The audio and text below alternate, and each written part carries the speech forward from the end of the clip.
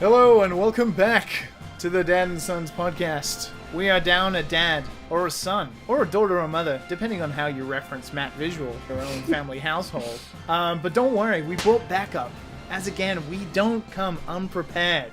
We got a man in Canada, on location, bringing us the hottest takes, and talking about his non-photoshopped muscular body. Oh my lord, we're bringing this conversation right in immediately. Man in the can. Oh my god, I don't know, well actually I did find out where people were getting that picture, but we'll get into that.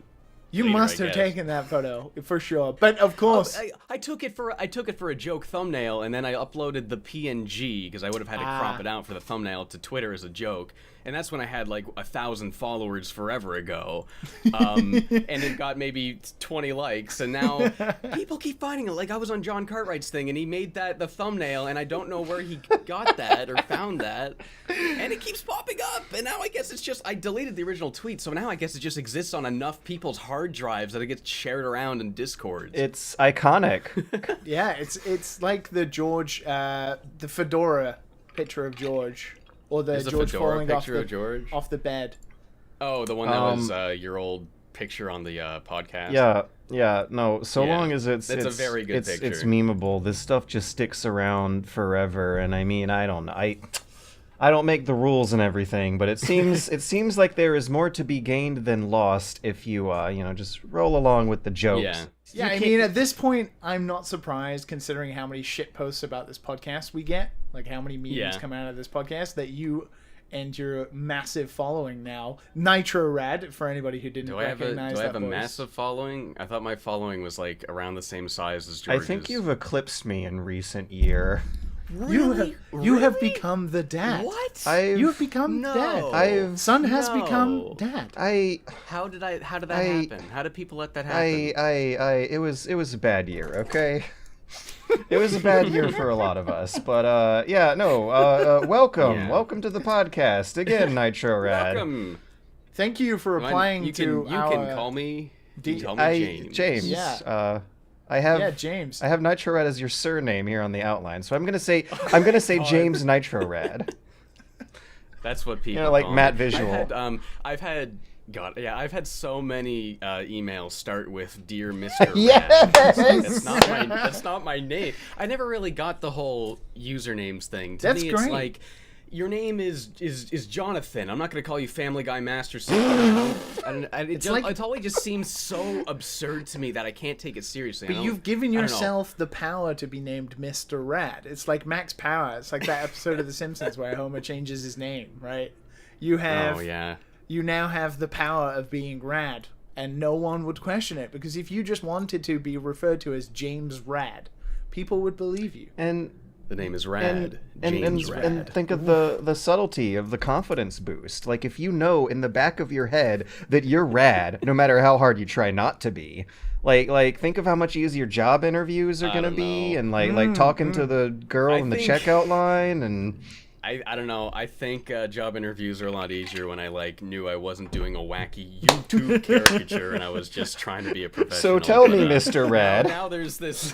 I don't know. I always saw. I wish I didn't pick such a dumb username, because I always felt my videos are more geared towards trying to analyze mechanics and figure that out, and it's not just wacky, goofy, jokey stuff. I don't really consider myself a comedian or a funny guy. Yeah, I can understand that. Yeah, I have NitroRad is my username, but and it you doesn't gotta go admit together that's at still all. Pretty for the internet. That's still pretty okay, right? One of the problems with the internet is that your old identity doesn't really go away at the same speed it does in real normal life in meat space. Yeah. So me coming up with Super Bunny Hop 7 going on 8 years ago is something that I may have had other thoughts on in those past 7-8 years since, but because of the way the economy is set up and your brand is permanently associated with whatever makes your big break, and because the name's less ambiguous than a cool sounding celebrity name that can go from different personalities. Like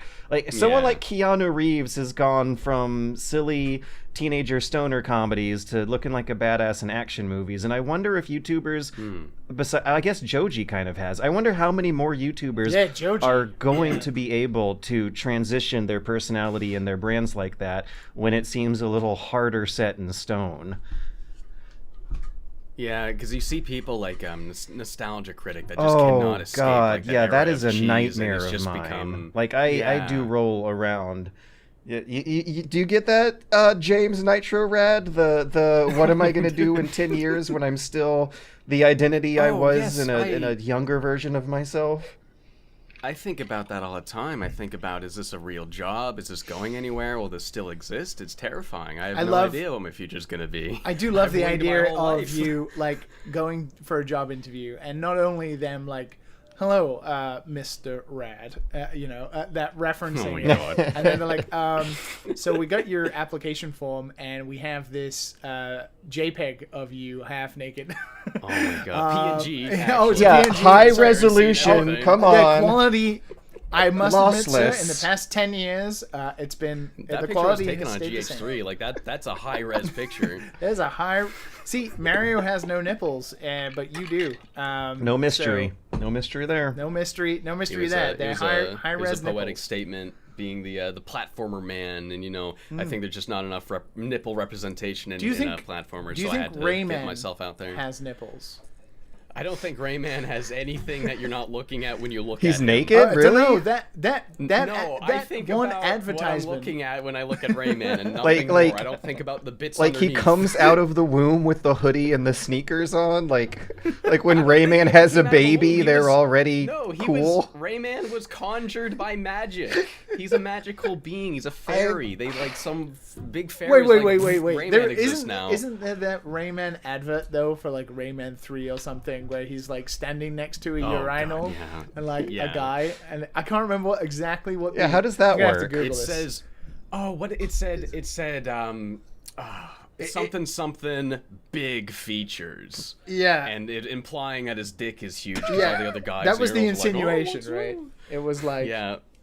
oh, no But that's arms, just- no arms, no legs, No legs. huge big features. Huge features. That's what it was. But what's Oh my really God. weird is if anybody's looking at it right now, right? I don't know if you guys can see, but for where his, let's say, well endowed part should be, he's not God. actually reaching the urinal, so he would be peeing all over the Out floor. of the circle. It comes out of the circle in the middle of So the he shirt. has like a Tommy could Wiseau be belly it. button dick.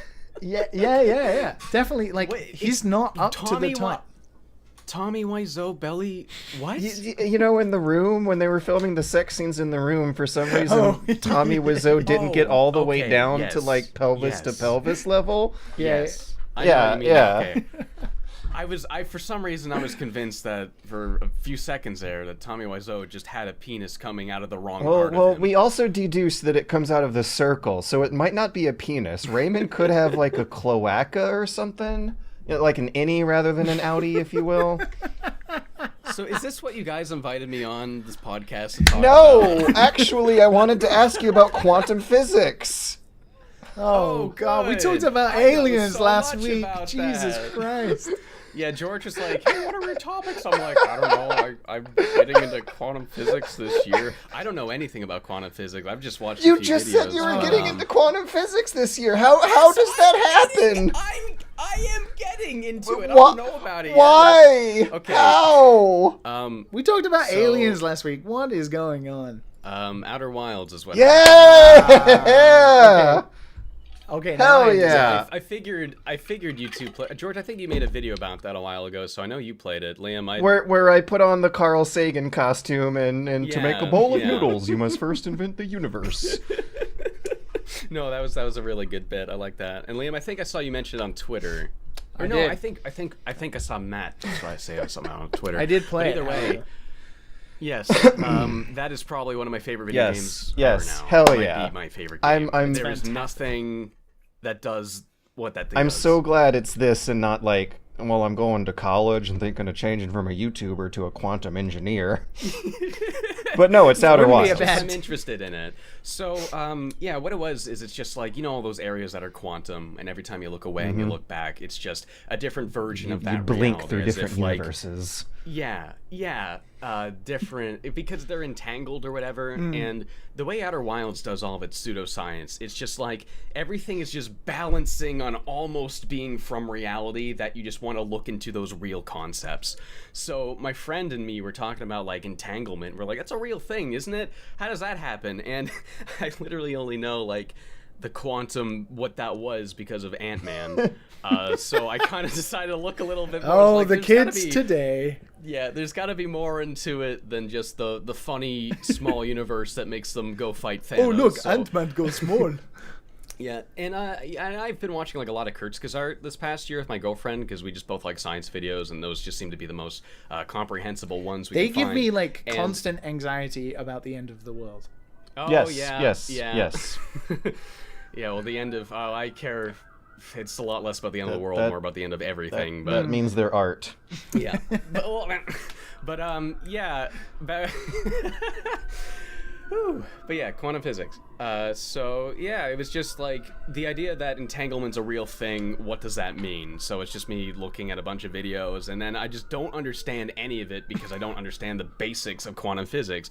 And then I find myself on Wikipedia every night for an hour before I go to bed trying to understand this stuff. So I don't really get it entirely. I know there's like, I know about the it's like the periodic table, but for stuff smaller than atoms. What's it called? The standard model. I didn't know that was a thing until this past year, and I've been learning about the standard model. I know there's like atoms are made out of like quarks, and what defines a quark is its spin or something like that. And like, I don't know. I'm sounding like a moron, I'm sure, trying to explain it. It makes sense in my brain, but I couldn't put it into words yet. But it's just, Dude. it's just the idea that these little pseudoscience concepts in a game balancing on reality, and I was just like, I want to learn more about that. So that's what I've been doing.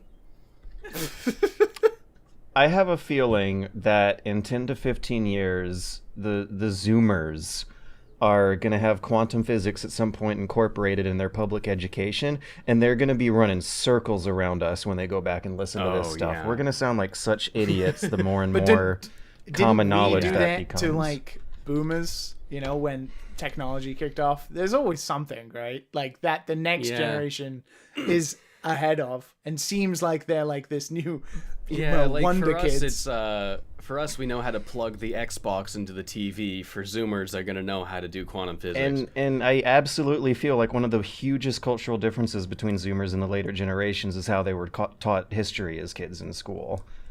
Like from Was that different than how? We Yeah, it was a lot more nationalistic, a lot less slavery. If you're in Canada, a lot less First Nations. A lot of the things that might sound yes, bad yeah. about the country that's given you the education Yeah. is something that was not in their curriculum 4 or 5 Yeah. decades ago that was in ours. And I hear that's such a thing in the U.S. I've had a Totally. friend tell me that the map, the world map they grew up with, had America in the center, and that was so strange to me. I could visualize it. I don't remember that. I always remember America being kind of left, but when you use Yeah. the I never had Mercator that projection, problem. you're always using a bigger version than it is on the globe, so there's Yeah. some political distortion there anyway. But yeah, no, like Yeah, that's the standard atlas. like over the decades, that shit does turn into a completely different worldview Yeah. that like has created a lot of the tension between the voting demographics now to the transcendence of like actually different worldviews in terms of the social media bubbles people live in and the different versions of reality they want to believe. Quantum physics and Outer Wilds. Outer Wilds is so good at that. Wouldn't this Discord room be an entanglement of our bodies? Because from my understanding of quantum entanglement, for a very limited knowledge, is that it is essentially just the quantum state of something isn't independent.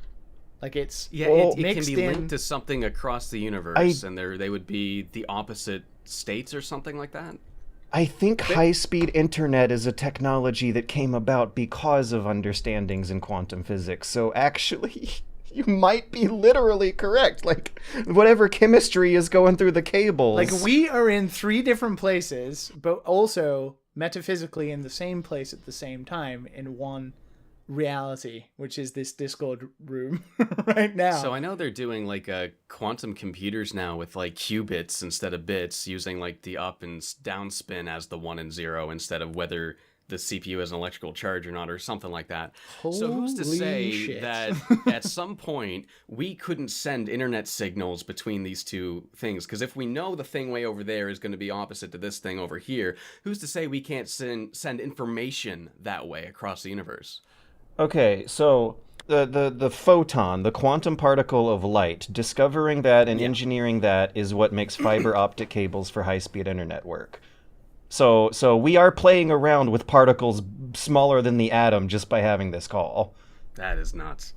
We are the entanglement. Welcome to the Entanglement Podcast, where you are both your dad and your son at the same time. So God. as I understand it in Outer Wilds, though, it's not necessarily like an actual model of how quantum physics works so much as it's a snookier implementation of a portal.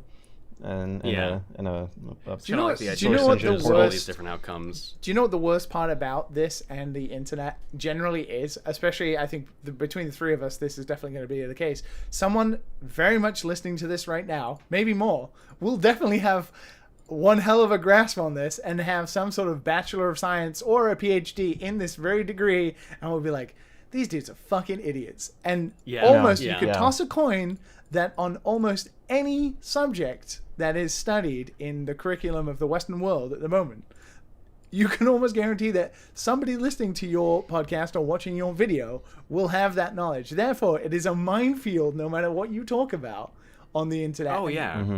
It's incredible. Really. That's actually something I have a lot of anxiety surrounding, is this idea that no matter what I talk about, there will always be somebody else that knows way more about it, and therefore I can never make the video that has all the information I want in it. Yeah. That's why I'm so glad game developers don't listen to this podcast. Therefore, I can talk as much bullshit as I want, and nobody knows. Because the anxiety will drive you crazy if you're not like we great talked about at handling aliens it. last week, and thankfully we didn't get too many comments about some of the stuff we were saying. So God, I wish we did though. I love aliens, like just as a concept. Yeah. You mentioned that to me, George, when you were asking me about topics. Yeah. That sounded. I wish I was there last week. We because I talked love about that sort of aliens thing, last too. week. Liam's like super So- hardcore non-believer. I'm like skeptic, leaning want to believe, but don't believe the current batch. That's exactly where I am. Like, I want to believe the Galactic Federation is on the moon, but that's absurd. But I want to believe that. And I think Matt was leaning on non-believe, but not as hard as Liam is. Liam really doesn't believe in aliens. No. Come on now. That's not what I'm saying. What I'm saying is I think if aliens did exist, it's a very, very bad thing for us. However, I do personally believe in globalization and think that as a human race, we have to survive via coming to globalization, Starfleet style, one day. In order to incorporate in order to progress as a into human the race. alien. And so for something of an outer worldly experience for the human race being the only thing that might push us forward towards globalization, I'm kind of all for that. Because otherwise we're not going to survive. So I'm kind of for the aliens like coming into contact with us and kicking us up the arse essentially to try and reach some form of globalization. Yeah. Like, especially because, as we discussed last week, if aliens had the technology to come here or have been here or whatever, they will have surpassed all forms of war, famine, hunger, whatever, right? Whatever their species is able to contain in those things, I think, to reach that point... They would have to be far beyond the great filter. Yeah, exactly. So, right, like, all those things that constantly plague humanity, the fact that we all think we're all going to die in a nuclear holocaust, is pretty lame, when if we banded together, we could literally fucking go to Mars and live on Mars for a while. God, and the problem is that, every country's politicians has their own interests, but the moment aliens are real, it's like, maybe everybody might have at least somewhat the same interests, maybe we all don't want to get killed by aliens. Yeah. But you think with the corona, like, that's what I thought would be the thing that actually did do that. Yeah, and it still didn't do that. Apparently that's not enough. That's not enough. There's so many good topics that I want to talk to you about. And I since we did quantum physics a few minutes ago and now on aliens, I do want to briefly talk about a documentary series I've been watching on curiositystream.com/bunnyhop. Oh boy, CuriosityStream has a comment section now. I wonder how that's going to go. But it's called Why Are We Here? They interview a bunch of smug atheists and also like agnostic Christian-leaning physicists who explain quantum mechanics and its relation to the human consciousness, and how there are theories that the somewhat random nature of observing quantum particles may be connected to our brain chemistry, which may connect the somewhat random, unpredictable nature of human creativity. And thus why we are really here. Interesting. So because I know was it determinism is yes. like the theory that like everything is cause and effect, and if our brains are just chemical reactions, then there is the possibility that we're not in control of our own actions. But that just seems so absurd because we're humans. We think, we do what we want. And whether or not that is illusion, we don't know. But we don't, though, do we? Really? Yeah. And that's the That's question. an explanation as to why we do make our decisions. But even like mental illness, for example, taking as one form of a human being unable to control certain aspects of themselves, right? Yeah. It's predominantly by chemical imbalance in your brain, right? So it's a chemical reaction that's happening due to these aspects, atoms or whatever inside of you doing certain stuff. So there is some, I guess, nature where you could think it's not just one thing or the other. It all works together. So, and like one thing that people don't sort of realize about space and the Earth and the planet and us is there isn't an infinite amount of materials. The stuff that we are made up of is the exact same stuff that has existed for billions of years now. And has developed, like whatever is inside of you, the air, the oxygen, also inside of your blood, and H2O and everything, right? All of these atoms have existed in other forms of other different things. We are as much a part of. It's weird as human beings to think that our biological material. Yeah, exactly, right. Yeah. It's very. So. If the human understanding of the quantum realm ends up completely demystifying consciousness itself, and we find out that there's an incredibly predictable math formula that the human brain follows, and then it turns out that the aliens have made it past that point, it would be really, really scary if the aliens come down and end up like sharing us the secret formula to predicting all the coin flips you're ever going to make for the rest of your life and what your reaction would be to them. See, I don't agree that there is manifest destiny. I don't believe in that. I don't agree that that is a thing. I think same as I think everything's like ratioed. Like if you have like a chemical reaction, right, the ratio of what chemical versus what chemical creates that reaction, right, I still think that imbalance of all of the decision making, all the brain neurons firing is like almost like RNG dice roll every single time that causes this kind of consciousness. So even though it is like maybe predictable outcomes to a certain nth number, it's such a massive number of RNG rolls that I don't think we can have this manifest destiny. Well, what about the quantum computers and the simulation models they'll be able to dig into? Well, they'll be like that moment in Doctor Strange where he's seen all of the millions of possibilities and understands which one he exists in right now. Like the quantum computing might be able to predict one human's reaction to something based on all of the different factors and how their brain might respond in that. Even though we have quantum computing, we still haven't completely mapped the human brain, right? That's quite a difference. So I don't know. They might be able to see, but we'd never be able to process that data that we personally would be able to, act upon that. We can't digest all of that information to then in that split second make that decision because we would have already made it. And then if we do make it, we have to figure out what to do when if we reach a point of sustainability where we endure billions of years and then have to deal with whatever bullshit they're dealing with in Outer Wilds. But that also then goes to show, right? Because you just said like an understanding and the quantum computing of understanding all of the different outcomes and knowing what to do. Human beings know what to do to solve climate change, to solve wars, to solve hunger, to solve famine. And we still don't do any of those things.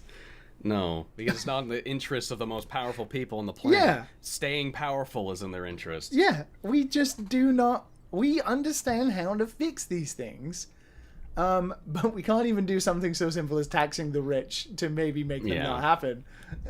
I wouldn't trust it, even if we had all the info. Yeah, and I think we said this earlier before we started the podcast, like, the human race is a social species. We've always been. We've had to work together to build the things that we've got to this point now. And now everyone's sold this idea of individualism. You're better than everything. If you try, you got to get ahead of the game. And it's like, what's the point of this? We got here by working together. Why are we trying to pretend like I can do this all by myself now? George, you played the monkey game. You know how it works. The monkey game depicts a very comprehensible, thorough line of millions of years of evolution that end up gradually creating a fiber optic cable that goes underneath the oceans so we can have this podcast right now. I loved the weird places my brain was going when I saw the monkeys decide they wanted to have a job instead of roam. That was a great moment in that game. Anyways, so what is the monkey game? I have no context. Oh boy, it's a George meme. It's a game, a cult niche, janky as hell game that not a lot of people like. It sold over 1 million copies. After my review. Okay. Fair. Yeah, a game that got generally negative reviews until I got a hold of it and played it over a weekend after it got patched out after launch with the tab of Wikipedia on the other side, and had the time of my life. It's a game where you evolve apes from 10 million years ago into a closer to human ancestor, and in the process you take and add points into like stuff their brain does, like take a point away from jumping to put a point into grabbing things, and your controller will not physically be able to let you grab 2 items at once until you upgrade some stuff down the upgrade tree. Like it emulates what it would be like having a hand that doesn't claw the same way ours do, or having a brain that forgets stuff a couple hours later instead of having long-term memory like ours does. This really sounds like what I wanted Spore to be when I was a teenager.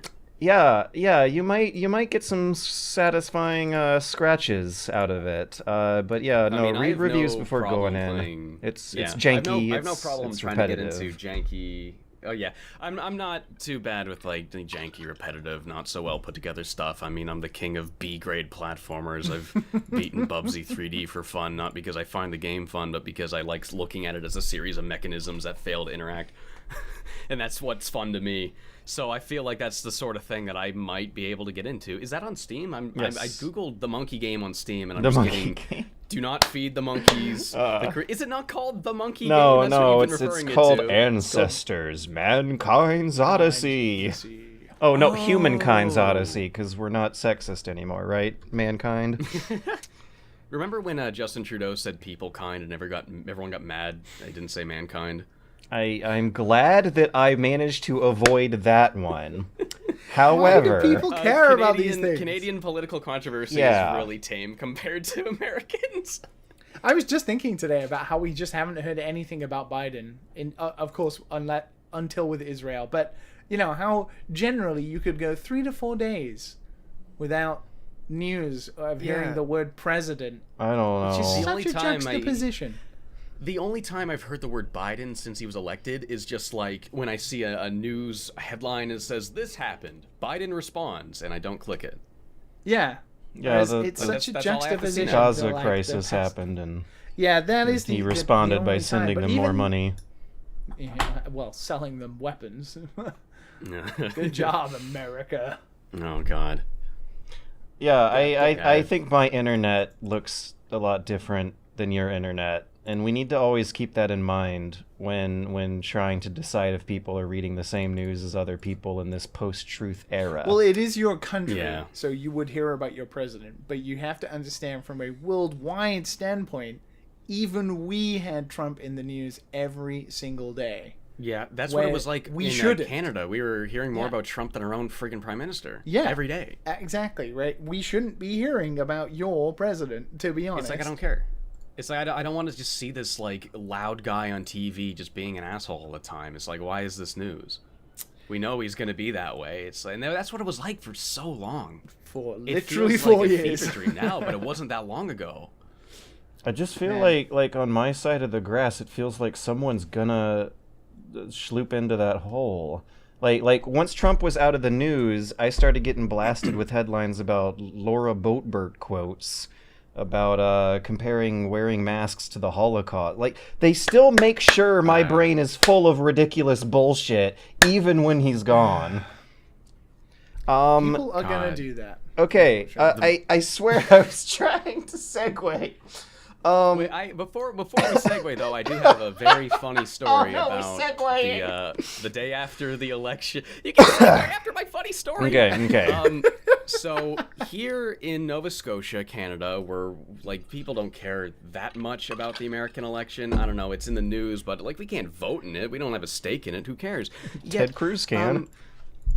God, it's on my messenger. I gotta find it. My friend was just around town, and it was the day after Biden won the election, and this dude completely vandalized his own car, spray painted a bunch of Batman symbols on it and conspiracy quotes like Hunter Biden is a Antifa super soldier or something crazy like that. And this guy was driving around like as if he was making a statement, not even in the United States.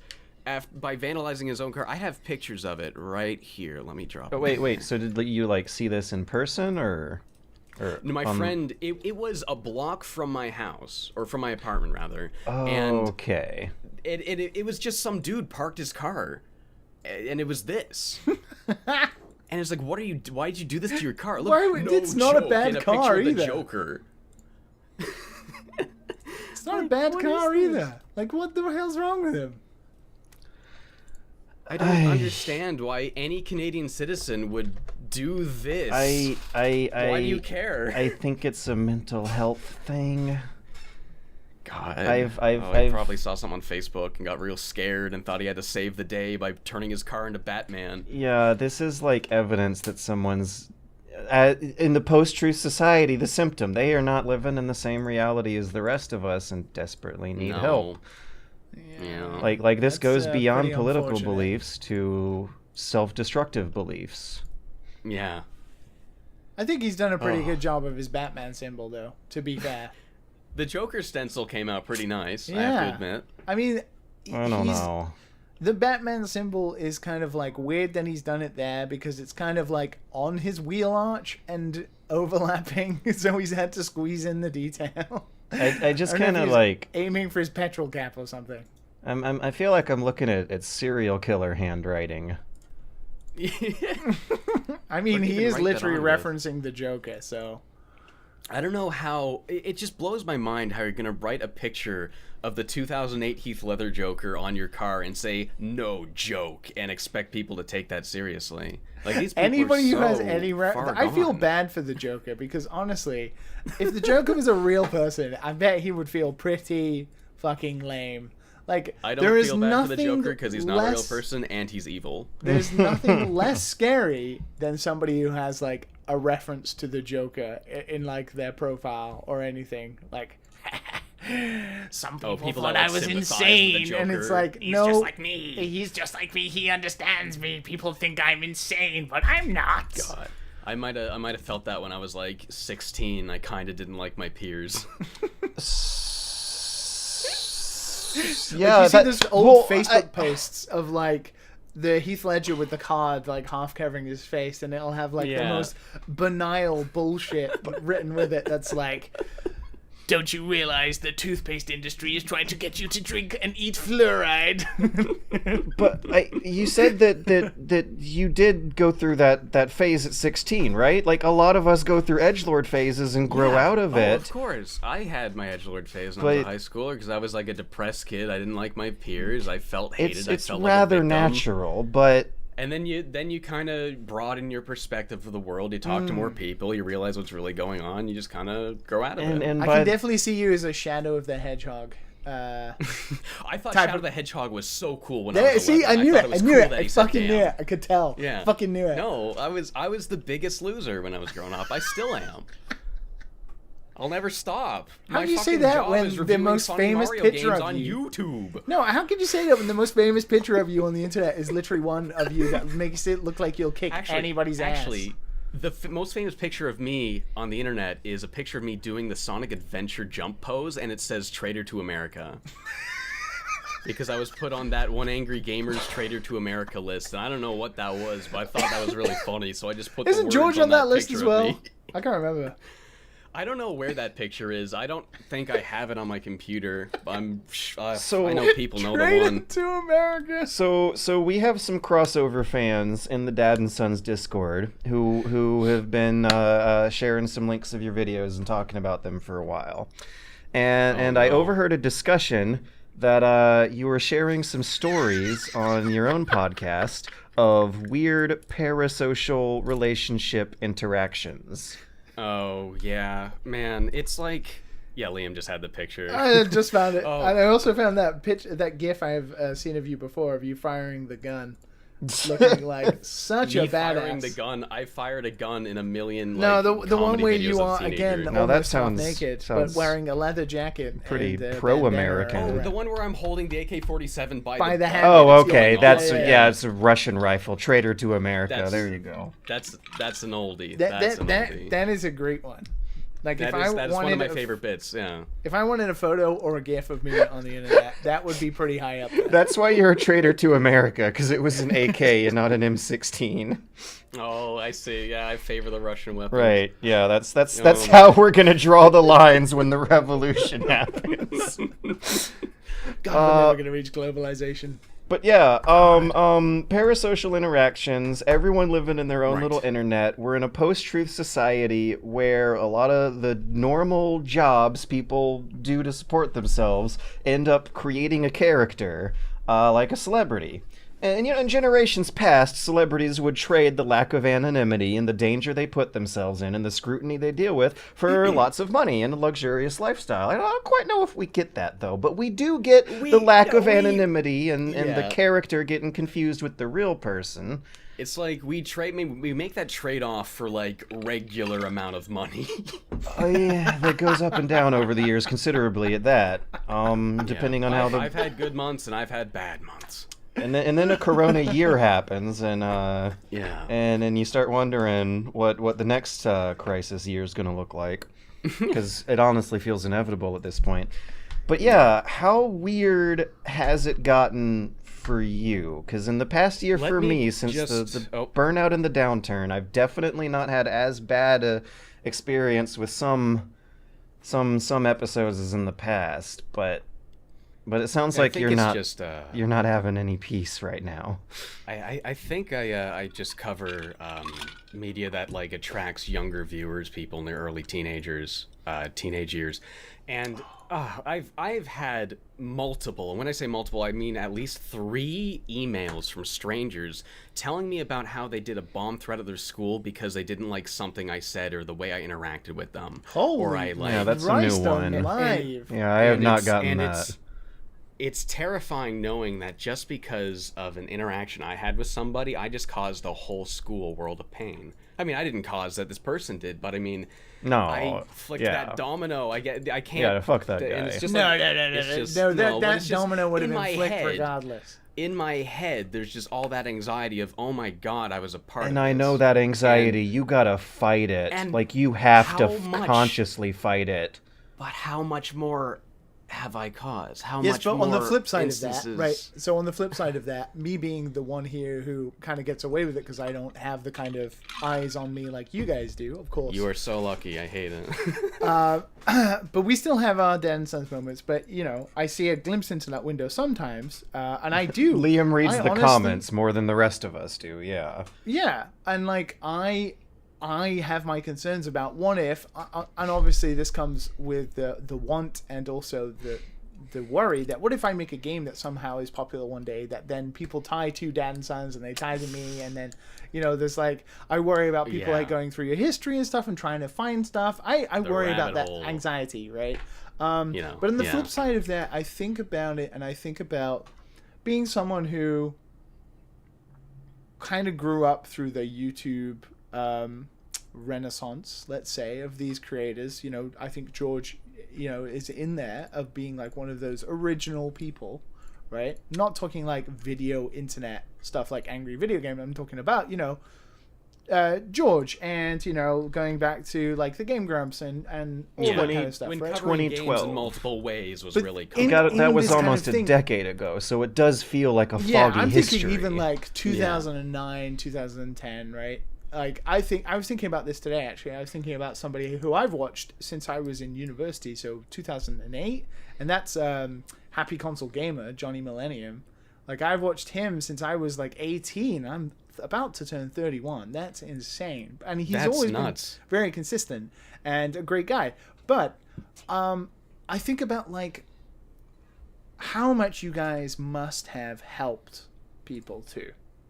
Yeah, I and think that's the a flip way side to of fight. parasocial. But that's the That flip is side the of thing I have the most parasocial trouble relationships. with, is that accepting that Yeah. I've ever had a You positive have So to that's- try buddy. so hard Yeah, to remember and I that. think It is so fucking hard. And I it think drives that's me really nuts. important, though. I think that's incredibly important because that's the flip side of parasocial relationships that doesn't get talked about a lot, which is the amount of good that you don't realize you're doing because you don't hear about it necessarily. Right? Yeah.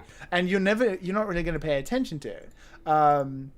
You know, you get lots of nice YouTube comments versus that one negative one or that one email that is a crazy fucking idiot who does such a stupid thing, right?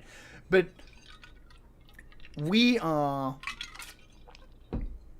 unaware of like the innocuous nature of doing things, right? We don't realize the effects we have, both negative and positive. And I think about us having this dumb conversation right now, but you don't realize that someone might be listening to this right now who's had like the fucking worst day of their life, the worst week or whatever, and that familiar voice and the chatting shit about stuff that doesn't matter can really like lighten somebody's day, right? You know, that kind of safe haven I think that YouTubers and content creators do provide of a certain thing, right? I'll be honest, like there are days I find YouTube quite cathartic because I have days where I just don't want to think about anything, right? Whether it's like work or anything.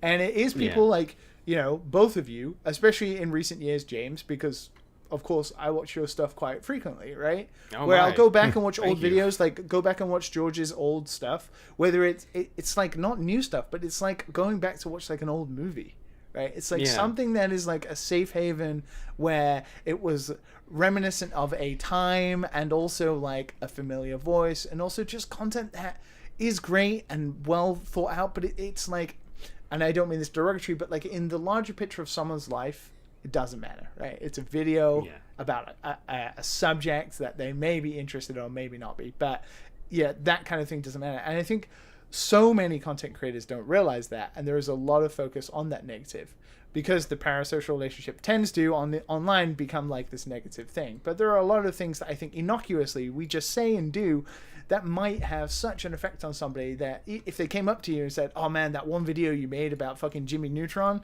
saved my life, bro, you'd be like, what the fuck are you talking about, right? I didn't say, I was going to say, I've had that on a bus before. That's I crazy. didn't say saved my life, but this dude was just kind of staring at me like he recognized me, and my anxiety just peaks. I'm like, oh, fuck. And because I'm a bundle anxiety and I'm socially awkward, I'm terrible with like seeing people IRL. The only like times I'm good at it is like cons.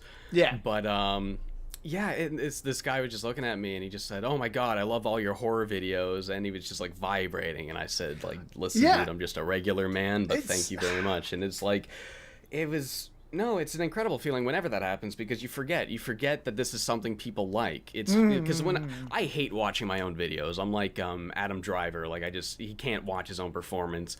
I can only watch my own videos if I'm editing it, and I have to. If I go back for example, one of the most proud videos I was in recent time was the Frogger the Great Quest video, where it was a very kind of different, very goofy, very funny, and I really explored that thing from beginning to end. And there's a lot of gags that, like, again, I'm not really a comedian, but I thought of gags I thought were genuinely funny. And I rewatched that video the other day, and I just hated it. I hated my delivery. I hated my segueing. I hated everything I said in which order. I wanted to change everything about it, and I couldn't watch it. I had to stop like 6 minutes in. But that's because you're. But it's because I know you're your own biggest critic. Of I'm course. a perfectionist. The longer I do this, the more I just want to do it the best I can. But that puts you in a position where you obsess over it. You obsess over, oh my God, there was a snot rumble in my throat when I said this one syllable in this sentence. I have to re-record it. I've had times where I've just gone absolutely like off the wall, just hating myself because I can't get the performance out of me that I want. Because like it's like, I don't know, I part of you feels like there's that expectation where you get a lot of comments like criticizing you for every little mistake. Sometimes I'll get just a comment like it's just the same dude commenting on 6 videos in a row, and all they have to say is you got this wrong, you got that wrong, you got that wrong. Especially on horror videos, because you know horror topics are very nuanced and complicated, and you know, which is fucking mad because like horror spawns from like B movies, right? Like yeah, like for example, on my old Silent Hill videos, there's like a lot of stuff that's straight up wrong in that, and whatever. It's my first year doing YouTube. I didn't really do much research, but like now I just look at those videos and people still tell me they're amazing, yet I feel like everything I say in those videos is wrong, and stuff like that just makes me obsess over whether or not I have to like get everything right. And no matter how much I try, there's always 2 things. In every video I put out, you got these 2 things wrong, and it's like, how do you? But I know it's impossible to be perfect. You just got to not obsess over it. But it's just. I think so about hard. like the hyper famous, right? I was thinking about this with like Justin Bieber the other day because I saw a GIF of him like being supposedly mean to his wife at a hockey game or something. And I was thinking, man, that looks really rough. Maybe, yeah. And then I was thinking, but what in reality if he was just trying to watch the game and was like any normal human being annoyed that someone was bothering him when he's trying to watch a game or something, right? What was the gesture? Yeah. Like, what was the incident? Like tapping on his shoulder and trying to talk to him, and he's kind of just like shooing them away, and kind of like the person goes very quiet. His wife goes very quiet, or whatever, right? And people are like, oh man, he must be abusive, blah blah blah, right? Like that. It's like it's like just because this guy is famous, we can spin the idea that he doesn't like being bothered into he's not a good person. And I've had that before. I've had people very upset with the idea that I didn't act like I owed them a response, because I don't owe anybody a response. I get so many emails every day, it's impossible to respond to them all, yet I get people sending me follow-up emails angry that I didn't respond to them. And it's like, what is this? Is this the same thing to me that it is to you? I just wanted to share information about like old media that I found interesting, and now it's just become this thing where there's an expectation of how I should react to what you throw at me, and it is surreal. Do you oftentimes respond? Is it like an expectation that might come from a habit? No, I respond to emails that are just like interesting. If someone has an interesting opportunity, right? Yeah, imagine that. Yeah. But I feel like more than half of emails, it's just people who want something from me. Please, can you make a video about this game? Hey, I'm a PR manager. Please make a video about this game. Hey, why haven't you responded to my email? It's been 3 days. It's like, I don't know you. I never invited you to email. Like, I don't... It's odd. Here's a good example of constructive feedback. The kind of email you want to get is one that I got from a Valve Index fanboy who confessed as much in the subject line of the email, but then says, George, you gotta try these out. These $10 boosters that you can strap onto the controllers will solve one of the big problems you complained about. And it actually worked. Like, the email was written in a way where it acknowledged the bias it was coming from, suggested a practical, cheap, easy way to fix what was a reasonable problem. It didn't disagree with my assessment of the problem. It was like, yes, you have this problem, but it can be fixed through this methodology. And I was just like, what a great little exchange I had with that guy. We followed up on a conversation about more VR stuff, and that was like one of the best examples in my mind of like pleasant fan interaction that still came from a place of disagreement. Yeah, and that is the best way, because then you get to have a conversation with somebody who just is interested in something you're interested in, and that's kind of what I wanted interactions to be. And for a while, when I was small, when I would be on Twitter a lot of my interactions were like that. It's like, hey, you said this about that game, what about? And then I'm talking to people, and then after you get enough followers, it stops being that, and it starts being a bunch of strangers fighting over your attention. Yeah, it is interesting, like, that the standards are different. It's almost like because you're a name, not necessarily a person, right? Yeah. That you are, like, this sort of superhuman identity where I'm a brand. You're a now. brand. You're an like- influencer, and they are your you're- followers.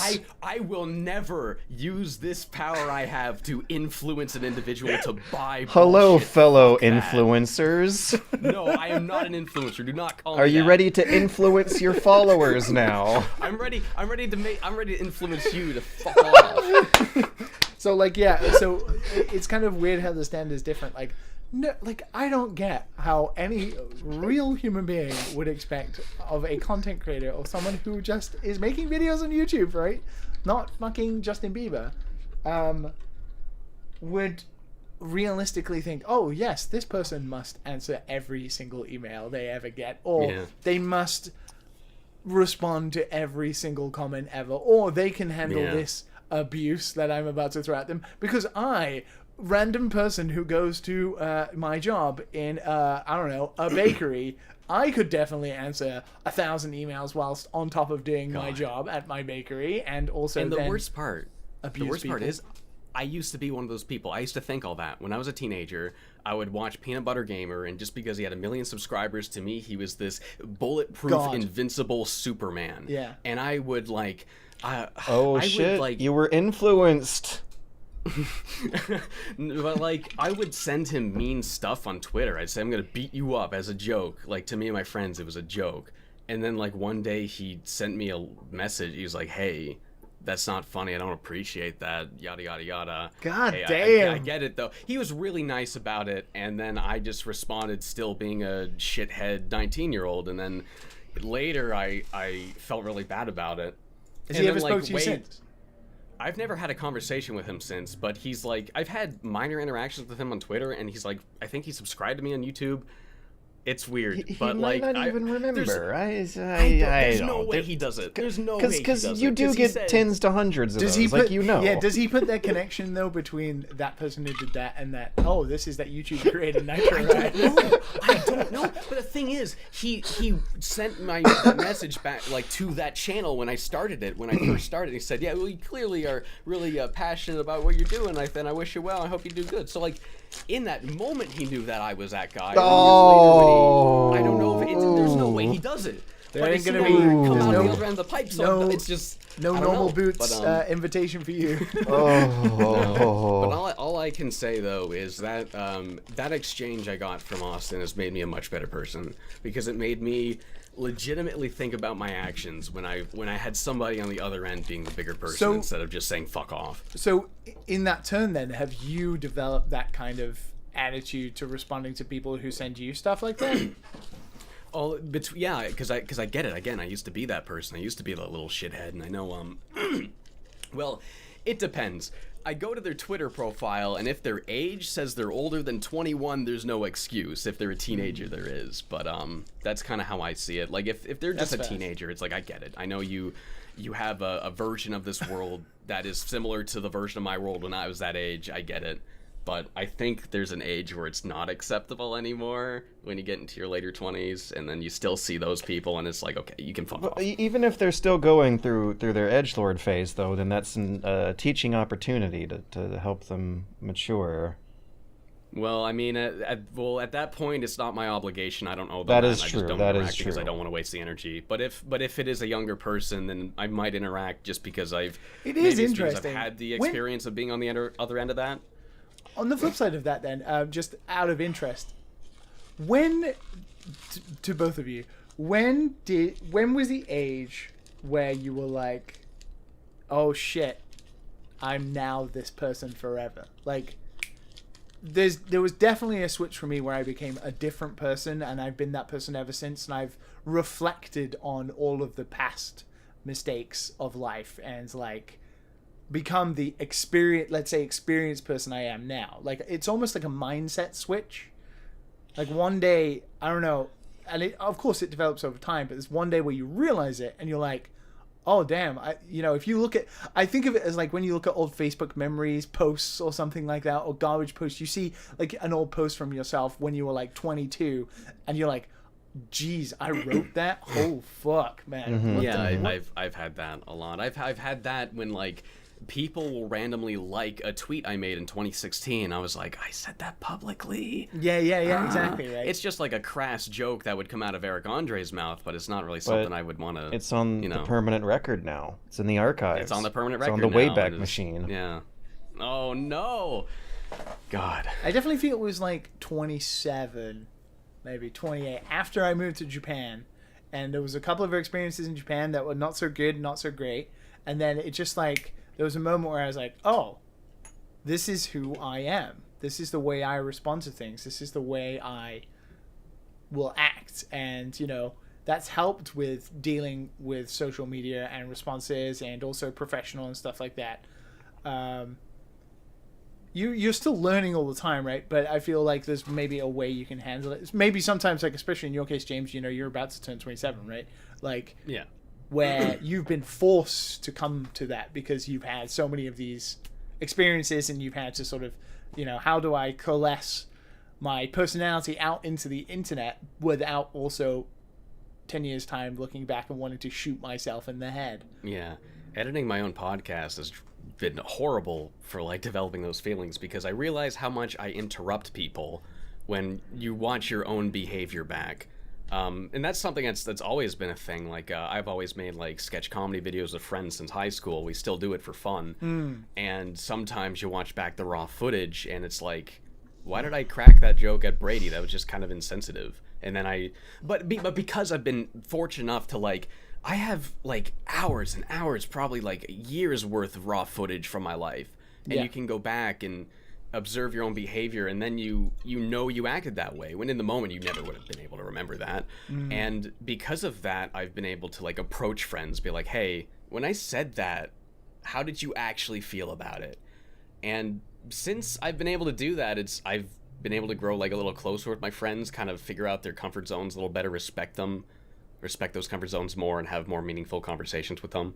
It's a very strange thing, but as much as it's like created this endless just torrent of anxiety, I am appreciative of it because it has allowed me to kind of make a conscious effort to be better than that. So you mentioned interrupting people, which is something that I totally freaking think I am guilty of too quite often. And I do think this did not happen before my shit-tier internet celebrity days, because I suspect that doing Let's Plays and streaming ended up kind of training my brain into that. It's 100% that, because I've had the exact same experience. Wow. I used to be very untalkative, very to myself. I never would say much to people. But now that I'm talking into a microphone constantly, if I'm in a car, with 3 other people, I will never shut up. I will just keep talking and talking. It's your job. You're trained to fill the air. And it's I had an uncle who, like, if you sit by that uncle at the family dinner, he's gonna talk your ear off, and I get that now because he's in radio. It's just what he's done for so long. It's what his body is trained to do. It is a habit that you have to be aware of. We've talked about this on the show. I think like a couple of years, maybe a year or so ago. Mine is like when I'm comfortable with people, I will talk and talk and talk and talk, like for sure. But when I'm not comfortable with people, I actually can't really bring myself to talk. So then it kind of is like these weird dual personalities. But there was a thing maybe 3 or 4 years ago where somebody like was giving me feedback, just so happened to be the guy who fucking programmed Star Fox, right? And he was like, hey, you've got great ideas, you're amazing at this, like we think you're gonna be great, do this, but you need to shut up and listen. Ooh. And like that has stuck with me forever, because I must have felt comfortable and just talked and talked.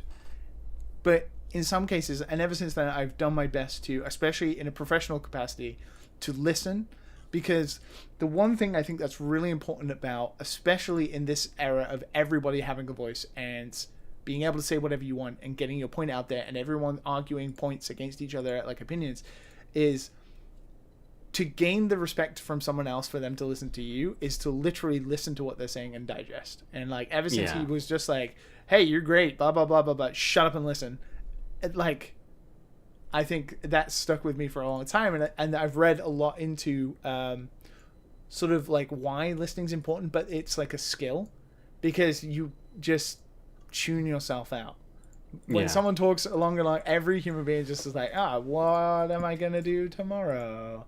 Especially What if am I you gonna got eat for dinner? like monkey gamer bionicle brain like me, and you just want to think about like something different constantly. Yeah, exactly. So it's Yeah. like training yourself to be like, I'm digesting what they're saying.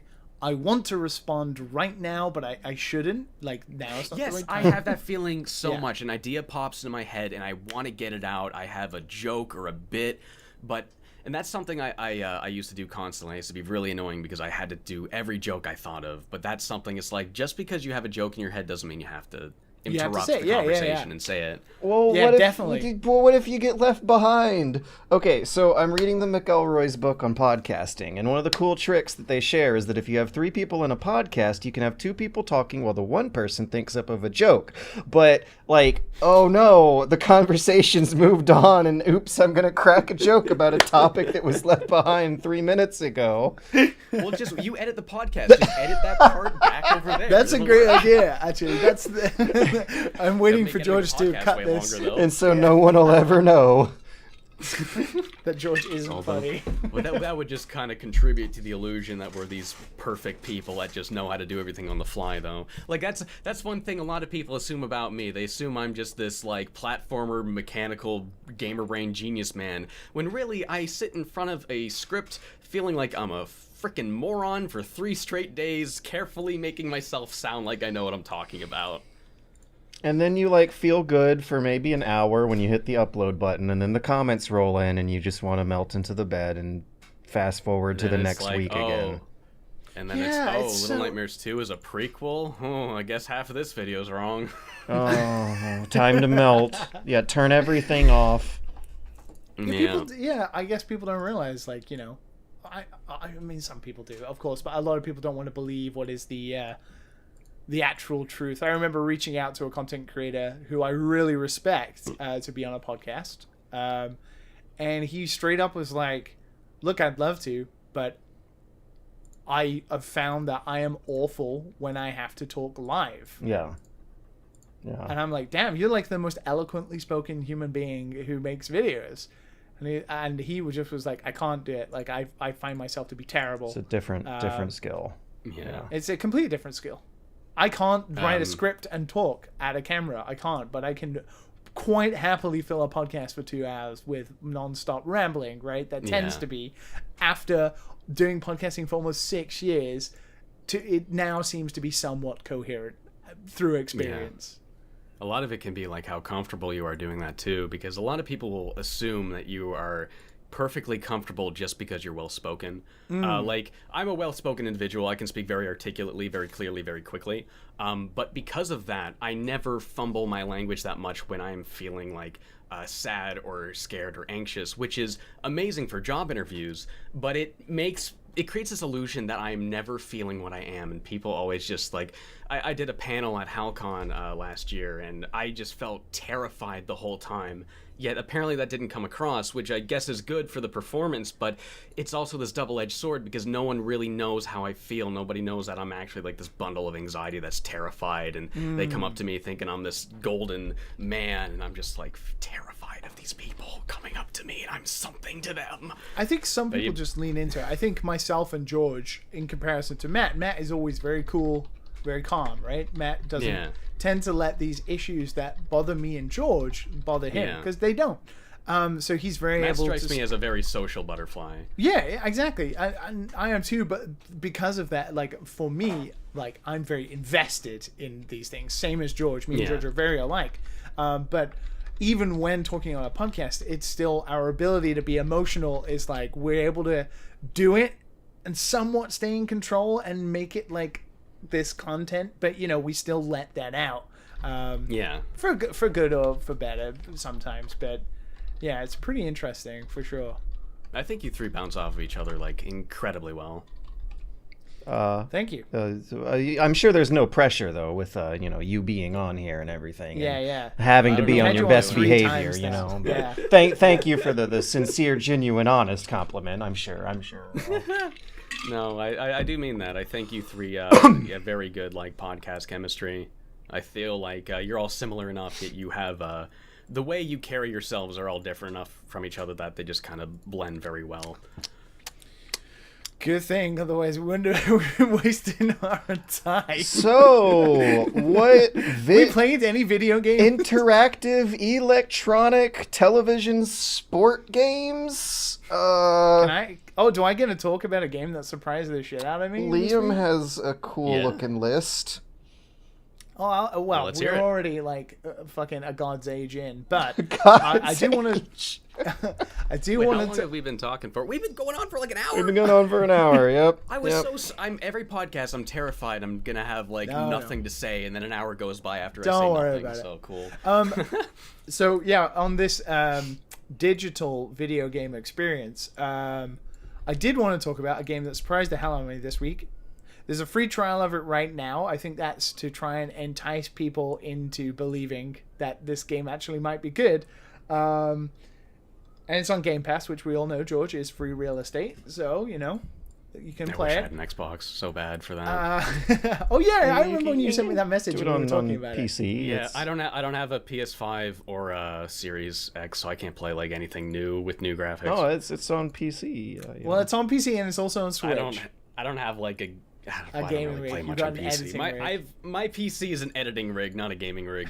I knew it. I think that just check the system requirements. It's probably like an editing rig is on the list. I think this like, game I will wanna, not I wanna necessarily. I want to play in my living room, and I want to plug it into an Elgato and have the recording work, and not have to wrestle with OBS for 5 years. I want to cut my limbs off because Oh, I hate it. it's not that bad. We'll get you some If ginger anybody ale. wanted to doubt that the platformer man refuses to play PC games, there you go. But anyway, what's this game you're talking about, Liam? So I played a game called Knockout City. Sounds awful. Oh, that But- yeah. So and it's an EA game, well published by EA. So equally could be as terrible. But That was that weird It's- dodgeball game that had that Yes. trailer for on the yeah, Nintendo. the Direct. one with Yeah. the absolutely awful trailer. Saturday. And then the PlayStation cartoon trailer voice. made it look actually fun. Yes. Yeah, it looks yeah. it looks had fun, but the aesthetic, I don't know. I don't know about the So aesthetic. also, yeah, I think so, it's garbage. Oh, so the wow. aesthetic is kind of this weird thing where they've definitely gone for like Fortnite-ish. Tried to anyway. I would feel awkward. The characters are the worst looking part, but when the game is actually in motion, it's not so bad. They look like Team America. They They look like the like, puppets from Team America. They look like Celebrity Deathmatch. Yeah, like yes, they like- look like that. That is exactly what they look puppets. like. Yeah, like a little bit between stop motion and puppets. But I Yeah. think their proportions and stuff are in service to the game design, which is totally fine. But so for anybody who doesn't know, it's a like it's essentially an arena shooter, but it's a dodgeball game, right? The idea is super simple controls that I think are fantastic. And what surprised me most about this game is how fucking good it feels to play and how simple it is to engage with. Like, if you play a shooter or something, you know, there's not that much complications to go with it, but, you know, you have to think about crouching, you have to think about, like, running and sprinting and then firing your gun and then switching to grenades, switching your guns. And reloading. You know, reloading, and there are a couple of different, you know, offshoots of the main controls. Whereas in this, you have LT, left trigger to catch, right trigger, hold, let go, fires the dodgeball. Okay? Ooh. Easy. Fucking easy, right? On top of that, it has two things. One is a dodge, which is X. It's dodgeball. And a so ball. you can dodge. And then it has jump. Now, what it has uniquely is it has a double jump, but not on the same button as jump. It has two different types of double jump. You press A to jump, and then you could press Y or B to do two different types of double jump. One that is like a front flip, so you get like a bit of air, and then one that's like a pirouette, where you do like a side motion, so you get some like you cover ground, so you can get to platforms that maybe you wouldn't get to. Oh, that's and they what- have Oh. I've That's never what seen a game Geralt that has does. two different double jumps. So The closest thing I can think of is like it's not two double jumps, but it's like Sonic Colors. When you're in the air, you can hit one button to double jump and one button to homing attack. Yeah, so forward is the it's closest sort thing I of can think like, of. yeah, the idea of like movement being segment. So, you know, you're not just like doing the same double jump all over again. You know, And that is why I hate double jumps, because it just feels like I'm just doing the same movement every time. Yeah. There's no, like, I'm not worrying about where I am in adjacent to this platform. I'm just going and I make I'm just it every going time. and But I'll just, this oh, sounds that's really above interesting. me. It requires Because once you're in the air, you have to think about what you're going to do. what you're doing. Yeah, you're not yeah. mindlessly hitting the button again. Exactly. And what's even more interesting is you can then do your dodge in the air as well. So you can jump, dodge, and before you land, do the double jump, then dodge again, and then double jump, and you can almost infinitely keep moving. And what is so great about this game is its levels, I've got to admit, like, they're very Splatoon inspired, I want to say. Like, you know, they're kind of a bit more Splatoon-y.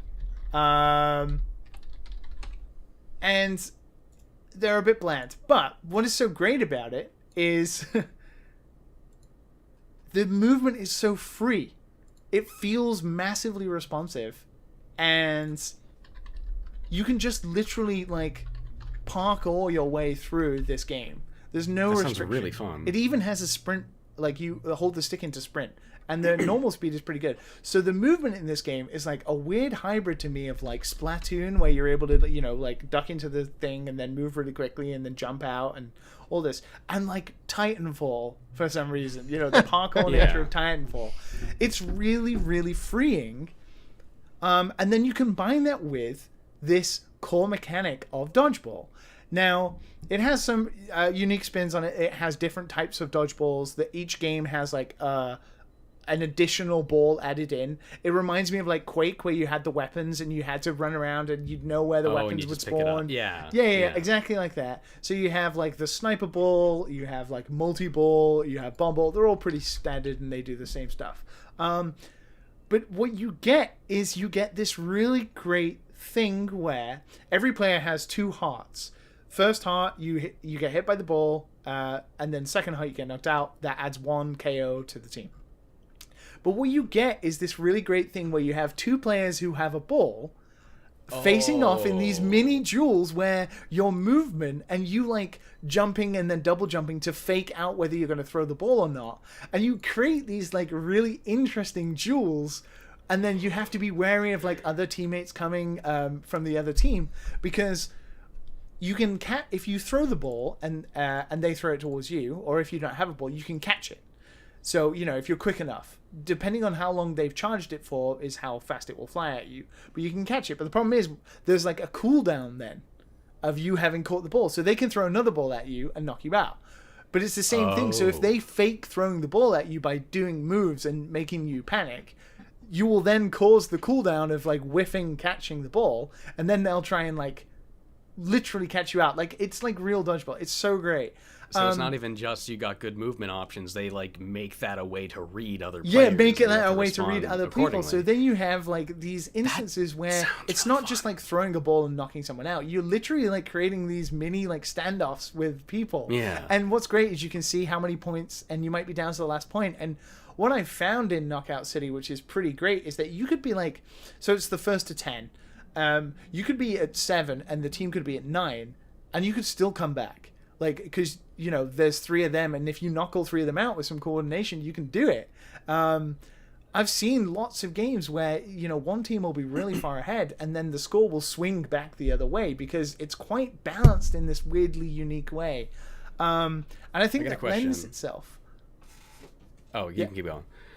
Oh, no. So, like, it has a couple of different modes. I haven't experienced too many of them. They're not the greatest or most inventive. But once you're like in a game and you're playing, it's 3v3, you then just get absorbed into that kind of like, oh, I'm moving around, you know. You can like, one of the great things is you can use your dodge as a tackle. So you can tackle other players and knock the ball out of their hands. But the problem is, by the time you're trying to jump and cram the dodgeball, they've already cooled down, and then they tackle you. So then it becomes a case of, okay, well, when they try and tackle me, I'll jump over their head, pirouette, catch the ball, turn around, charge the dodgeball, and throw it at them, and hope they don't catch it. It's really pretty interesting. So my question is, Yeah. when you said you have 2 hearts. So when Yeah. you get hit, do you have a short invincibility period, or would you be able to have No, a no, scenario you where get annihilated. So if me and my buddy are both like, let's hit this guy, you Yeah. throw one, I throw one at the same time, just boom, boom, they're gone. Pretty much, yes. That's really cool. Yeah. It's like the game pushes for you to stay together. The idea Because of you like can't take dodgeball- somebody else. You can't take somebody out by yourself if they have 2 hit points and you have a cooldown. Exactly. And you have one. I mean, it just ends up being like those little mini standoffs, right? And it becomes dangerous because the longer those standoffs go on, the more time the other team has to come and find their teammates, right? Because you can always see on the screen, kind of with these mini icons, where the other players are. Your other teammates, but you can't see where the other players are until they come into your line of sight, and then you can see the hearts above their head. So you know where your teammates are, but you don't necessarily know if they're fighting against anybody right now. So it's a bit of like, you can move really quickly towards them, but you might actually be walking into them being on themselves, and then the other team is behind you, and you've not noticed this whole time. But it's really great because it comes this thing where once you've got a ball, you would just, like in Mario Kart, you know, when you'd have a green shell and you just hold it behind you for defense. Yeah. Like, you would pick up a ball regardless because you just want that defense, because you become like, oh, people don't want to mess with him, he's got a ball, right? I'm going to find someone else who maybe doesn't have a ball. It's really, yeah, I mean, I'm really surprised because it feels really good. The controls are really responsive, and it creates this interesting, I think, accidental, like, metagame of faking people out and, like, you know, reading them and, you know, trying to, like, throw the ball, catch it, throw the ball, and it becomes, like, quite responsive. You gotta wonder, like, how deliberate all of this is, or did they just simply make a couple of mechanics they thought would make good movement, and that just happened to let everything fall in place? I think they must have prototyped it and stuff like that, and they will have had. It's like a service game. Like, this looks like it had a budget. So that's the other thing, is it unfortunately has everything that comes with an online game, which is it has daily goals like hit 1,000 balls, catch 10 fucking giga balls, whatever the fuck, right? Drink Has all 3 that verification cans. Yeah, you know, download 6 EA friend packs, right? You know, like that kind of garbage in it. But it comes tied to the fact that you get customization through it, and you can customize these horrid-looking characters. And you can also buy them a la Fall Guys, like costumes and stuff like that. That model also, like, demands fair and balanced multiplayer gameplay that can last forever too. So in a way, like, yes, so that's the one yin thing and the they do yang. highlight. They do highlight in the store that all of these are cosmetic and have no effect on gameplay whatsoever. So I actually do appreciate that. I think the game's ugly as hell, so nobody's gonna ever buy any. Yeah, I mean, it must be an acquired taste if you're spending money on this thing. But to be fair, you can customize almost every aspect: hair, glasses, trousers, outfit, fucking voice, icon. Oh, I also forgot to mention, because I don't use it that often, but if you double tap A, so you don't double jump, so you can jump with A, but then you can use the other buttons for the double jumps. If you actually press A again, you'll have like a Breath of the Wild style glider. Oh. So then you'll glide. So if you jump off a high platform, you can glide towards things that are further in the distance, but you can also glide, then jump with the double jump, then dodge to gain distance, double jump again, and then use the glider. Like, it's infinite almost. It's really freeing. I found the almost movement sounds broken. Pretty much, but it doesn't give you an advantage because when you're gliding, you're like a free target. People just throw balls at you while you're in the air, right? Throw it. I see. That makes sense. Yeah. I mean, you can throw balls, but then you'll cancel the glider, right? So you have to sort of manage these things, right? Once you choose to do an action, you are at the whims of people potentially targeting you, right? If only it went in slow motion when you hit the L2 button. Yeah. So it's all great because there are so many different, like, little mechanics that you just intuitively understand, right? What if somebody throws a ball at me, but I throw a ball at their ball at the same time, right? Well, the balls hit each other, right? So they're not even though it's kind of like an auto-targeting system, you can, like, do different... What if I dodge behind a wall as somebody throws a ball at me? Well, it'll hit the wall, and I will have cancelled that shot, right? There's other stupid things, like if I dodge into a wall, I'll get, like, dazed for a couple of seconds. So if I try to, like, furiously grab a dodgeball, but it's too close to the wall, I'll smack myself into the wall, and then the opponent will get the ball and then just knock me out immediately. So there's a lot of these like intricate things that subconsciously you think should work because that's how they would in real life, and they do. And you don't even notice it. You just like absorb that information immediately. Because it's just so simple that you just look at it, it just makes sense right away. Yeah, just look at and that's a credit to that game design, like how freeing they've made it. They could have limited the movement. You could have, they've designed these levels and they're kind of boring, I've got to admit, but you almost just ignore them because it's almost like you're like, there's surplus to requirements. And I kind of think they understood that, so they didn't put that much effort into the stages. I'm not saying they haven't put effort in. Game devs, please don't kill me. But it's that it's clearly more focused on the mechanics and the stages. Exactly right. Yeah. It's secondary to the fact that players could literally just glide past 4 of your platforms because there's unnecessary need to land on them, only to get like stable ground to throw your ball. Right. They should make some really fun levels, because it feels like that is a system that can make for some like really fun maps. I'd be interested to see you play it because, of course, you play so many platformers, right? And that kind of mechanics love games lend about themselves. movement, Yeah, honestly, and not even just platformers. Like I like snowboarding games too because it's all about movement, like the way your board cars through the snow, like anything that feels a way. I like that. So that's the thing is like I think this game combines something that is kind of uniquely fun. Like I almost think of it as more like Splatoon because it's taking on an interesting form of online competitive multiplayer. It doesn't feel like a shooter. It reminds me a bit of like Quake Arena, fast movement, trying to pick up weapons that help you, and also all the trappings of a shooter without shooting. Yeah, exactly, without shooting people. The downsides are levels are quite bland. The characters look like piss, and gotta admit, it has like this radio DJ that talks to you, kind of like what reminds me of like Sunset Overdrive or something. Is it like Sprint Vector, where the radio guy's cracking jokes you don't find funny every 2 seconds? Yes, and also he just talks to intro the games, and then they kind of just don't use him. It's kind of pointless. It really doesn't make any sense to me. And also the music is like they've set it by default to like volume 1, and you can barely hear it. And also it's like the most... Think of like a really bad Jet Set Radio and a really bad Tony Hawk soundtrack, right? Where it'd be like that kind of fresh funk, graffiti, like, oh damn, urban, like like look how funky, fresh we are. Yeah, kind we of. Don't know how to be. Like, but it's the most droll, boring ass music ever. It's so not even bad. It's just boring and droll, and it's set to 1. Like they're like kind of embarrassed about it, so they turned it right down. And it's kind of weird because then you play the game and it's really exciting and furious, but it almost feels a bit lifeless. I'm just imagining how many problems in video games could be solved if there was a button next to the music slider that like launches Spotify in the game. Well, you can do that on Xbox, right? You can play Spotify while you're playing games, right? So and it does make some games legitimately better. Like some games do get better without their own music on them. I remember the Xbox 360 most games are programmed just to mute the music. That's actually how I needed to record like Persona 5 sound effects for a video, and you couldn't get the sound effects to play without the music, but I just loaded up Spotify and played a song that was just nothing to get rid of the music, so just the sounds would play.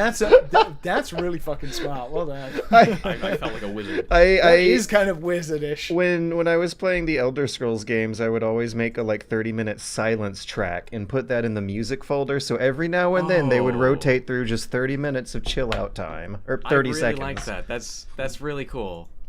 Yeah, I think more games should lean into that, to be honest. Yeah.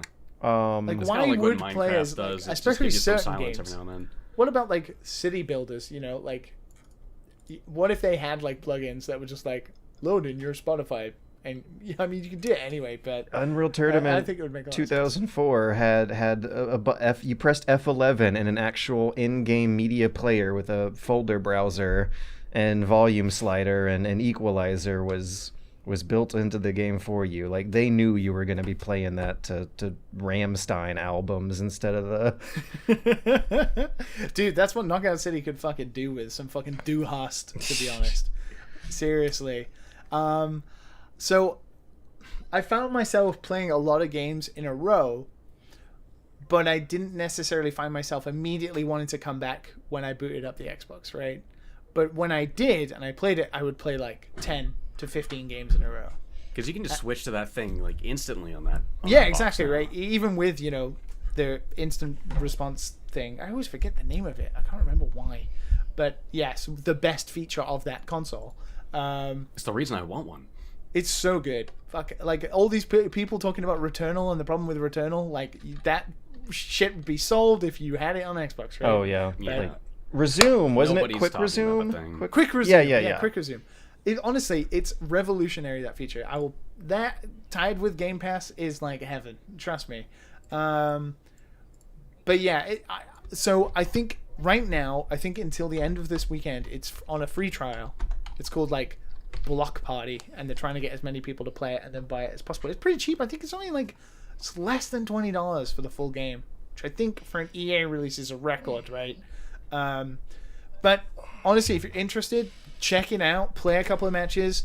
Give it like a game or two to get the controls down. Like they're fairly simple.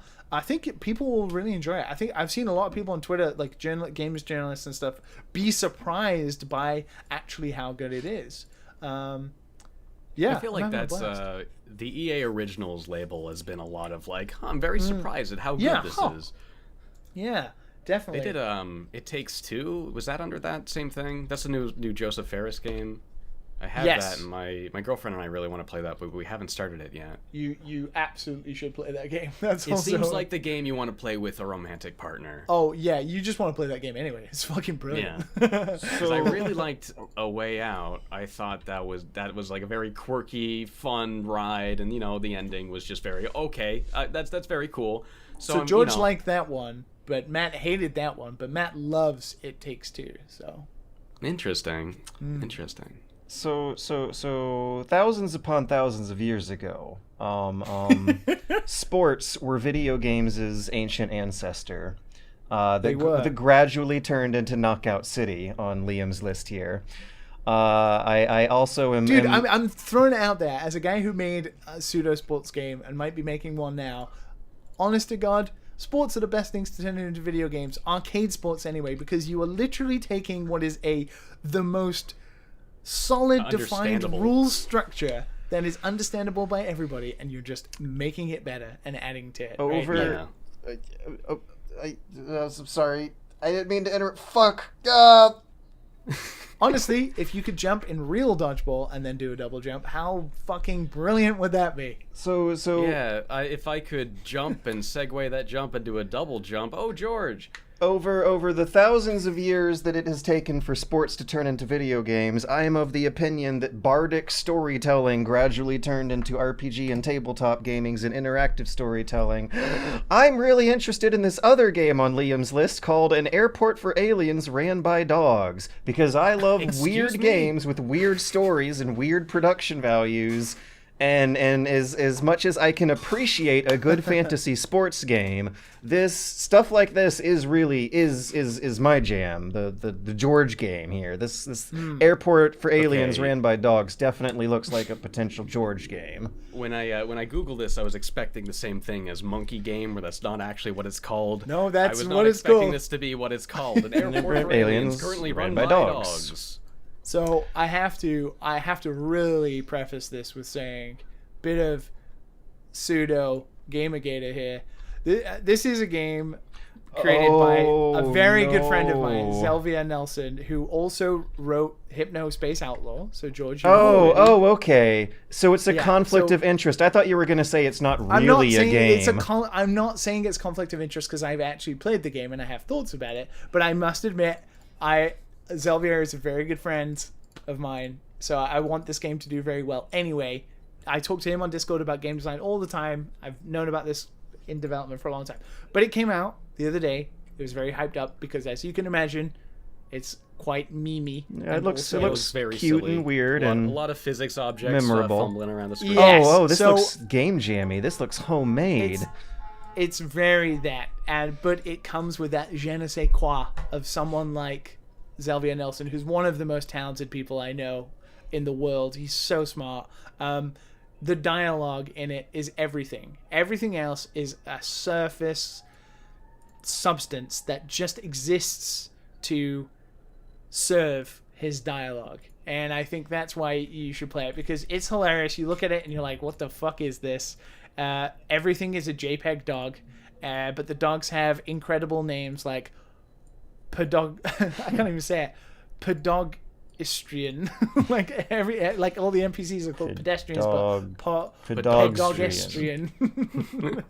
And you have dog types. So you have like cabinet dog, who is a dog who sells you cabinets, and you have bribe dog. And when you walk up to bribe dog's like, you saw my name, you know what I want.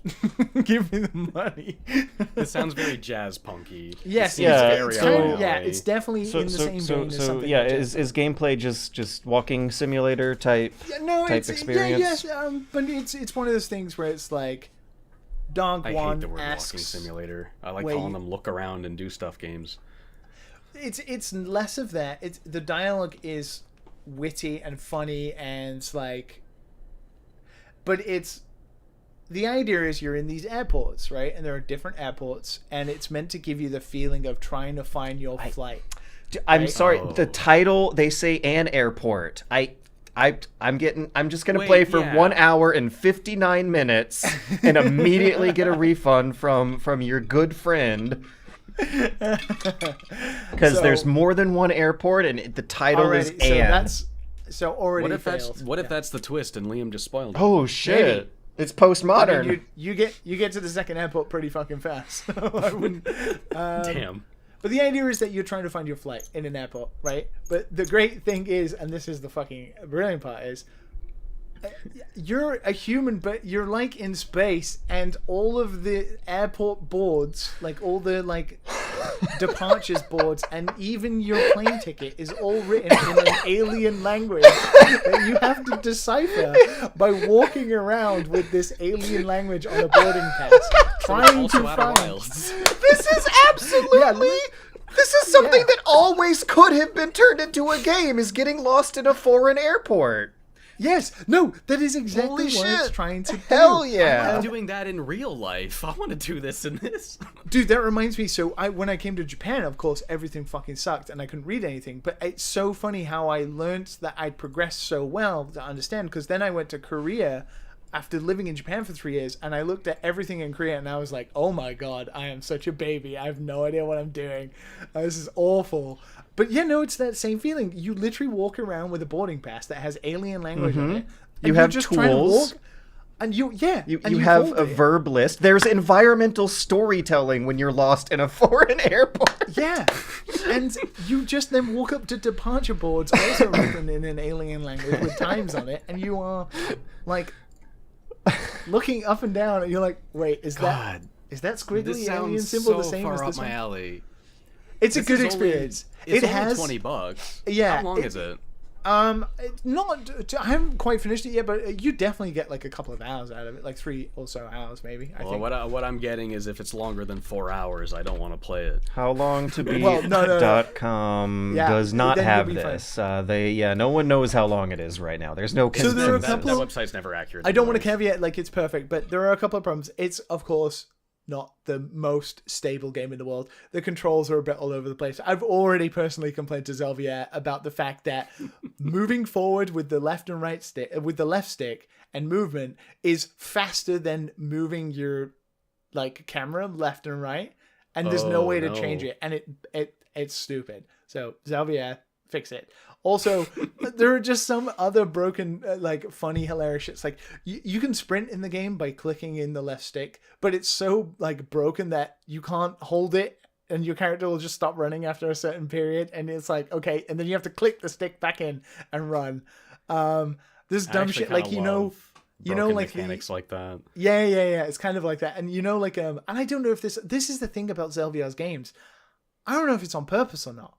Like, there's like, like the airport, like speedy, I don't know what they're called. What are they called? Like, you can walk faster, covered. You like, stand the Jetsons conveyor belt. Yeah, essentially. But you can walk on them and you walk faster, right? So you can get through terminals quite quickly, right? Well, in that game, airports have speed boosts. Well, yeah, in this game, if you drop stuff on it, they just don't move. They just revolve. Refund. But if you stand on it, you also don't move.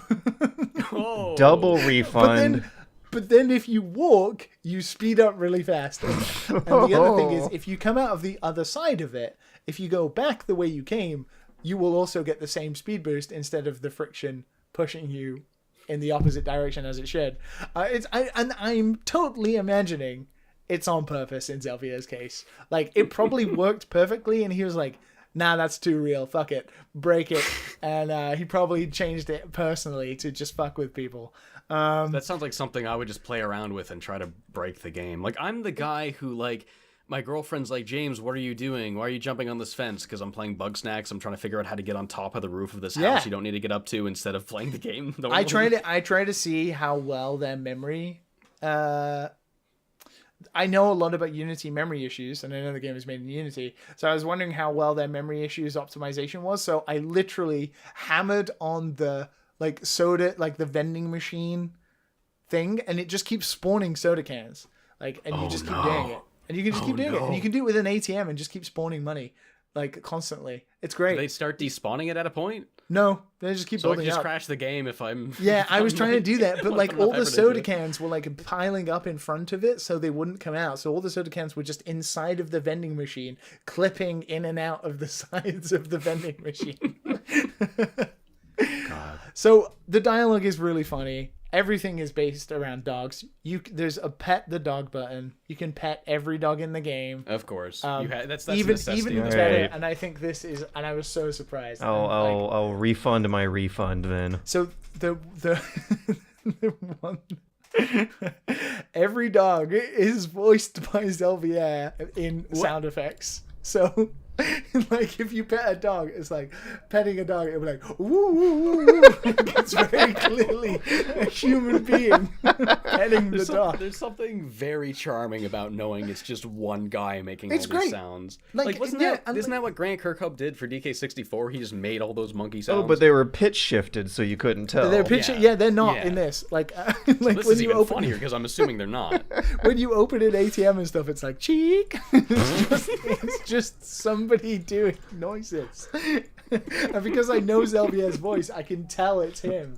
It's so funny. Oh, that's gonna be weird, like your friend's voice coming out of that thing. Oh, it's brilliant. Right. Imagine Brady making sound effects for a game. That is literally kind of what it's like. You'd recognize it. Oh my god, I would love that. Honestly, I want to mod games and just replace the voice Dude, acting.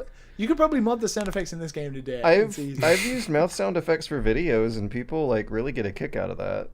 It's brilliant, and the fact that somebody's done it in a professional game that Microsoft is promoting on their Twitter, just to me is the ultimate of indie game. Wait, is this on more than just Steam? It's on Xbox? It's on Xbox. It's promoted by Microsoft right now. It's on Xbox. Yo. It's on PC. As they should be. And it's on PS4. What? This is on PS4? I'm buying this on PS4. I'm not buying the PC version. I hate my computer. I can't believe Computers are for work, not for games. Yeah, no, I'm joking.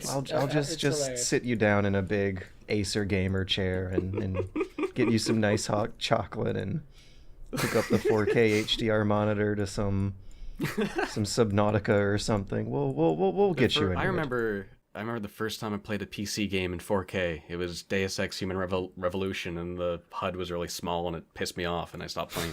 God damn it!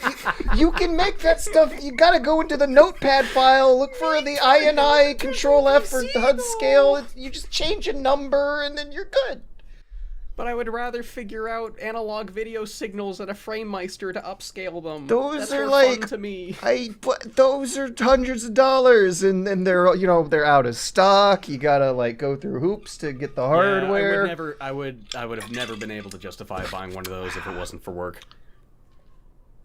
You really have a FrameMeister? Oh my god, yeah. Yes, right here. You would, wouldn't you? Barry has one as well. Yeah, Both no, of you bought... a lot of people I know do. I have it. When I think about it's it, just right there. You can't really see it, but I have SCART cables for every single old console. I have SCART cables for my Sega Saturn. That's pretty dope. Yeah, it's fun. So what are you playing? Enough of me talking about Dogs and Dodgeball, which would be a great game, by the way. Yeah. Dogs and Dodgeball. I have been Dogeball. playing. Well, a Dogeball. Dogeball. I have I've been playing. Well, actually, I just finished Resident Evil 8. I don't know if Yes! you boys played that one. Yes! Or you dads, rather. Literally 1 episode ago had Matt and Liam talking spoilers on it, and I am gonna wait to see if some VR thing happens, either officially or unofficially. Yeah, But, because it's still not in VR. I thought it would be, but right? Because last game, but Do you think after finishing Yeah. it, you could play that in VR?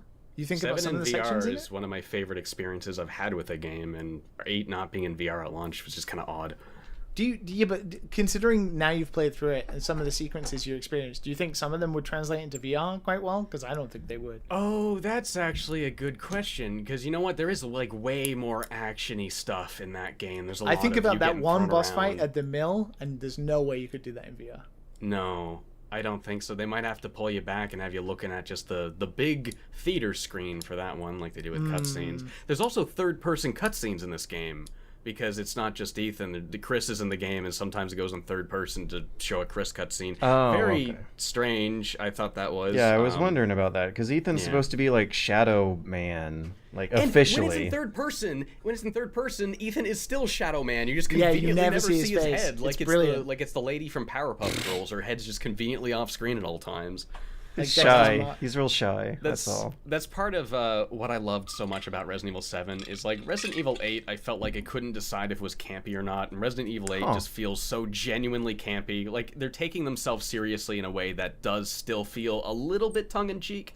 Like the way Ethan, I'm sure this gets brought up every time people talk about this, but the way Ethan's arm gets chopped off, which isn't scary anymore because we saw this happen 4 times in the previous game, but now he just dumps a bunch of liquid on it and just puts it on, and then like the shirt he's wearing connects and everything too, and he's like, all right. No, I thought I was like laughing and smiling at these parts, and I felt like that was intended in a way this time around. It really felt like that. I felt like this game was just probably. Well, I'm not really the biggest Resident Evil fan. I never really played the old ones, but anything like 7 and 2 remake, I'm a big fan of. And this They're just felt all like good. I mean, yeah, that's a whole series where like every installment is at least gonna be good. yeah. It's just I was one of those guys that played Silent Hill 1 before Resident Evil 1. Yeah. And playing tank control games for the first time with strafe buttons, and then going to a game that doesn't have strafe buttons made it really hard for me to get into it. But I do owe myself to play the original trilogy sometime. But based on my experiences, like I've beat 4, 5, 6, 7, 8 in the 2 remake. And based on that, I can say I think 8 is probably one of the most like well-rounded, well-balanced. It has the elements of horror. I agree. Like I've had a couple of discussions now since, apart from the factory, I feel like the pace of that game is fantastic. I thought the factory was great. It's like an hour long. It barely takes that much time to get through. And they introduced some really fun enemies to So that's fight, the thing and is, I mini-boss think was really fun. if you think about the game as like 10 hours, I think I finished it in 10 hours, right? It was around the same much for me. An hour of that is 10% of that entire game, and you're in that one space entirely. I don't think any other area of the game constrains you into that type of space for longer than a certain time. Even What if about you're the like dollhouse in the area? I The don't PT think that area. took an hour, right? And even then, it's manipulating like light and stuff like that. Even in the castle, Yeah. you know, you're moving through different areas that have different feels. Yeah, where the 'cause, factory like, is like the- entirely the same. Yeah, the spooky part was really inventive with how it's like they make you explore the area and then they cut off the lights and it seems like a different area. But since you've explored this, now that there's like stuff you have to avoid, you don't have that temptation to explore the environment because it is one you've already explored. And it does a great job because in that area, it asks you to like sprint away from something, right? But Yeah. you've subconsciously Dude, learned. like the moment the game's like, you have no inventory for this part, I'm like, okay, so this is scripted and there's no enemies, and I walk forward. Yeah. And it was an amazing sensation. I've never had a Resident Evil game scare me before, and that was the first time. That's a good sentence.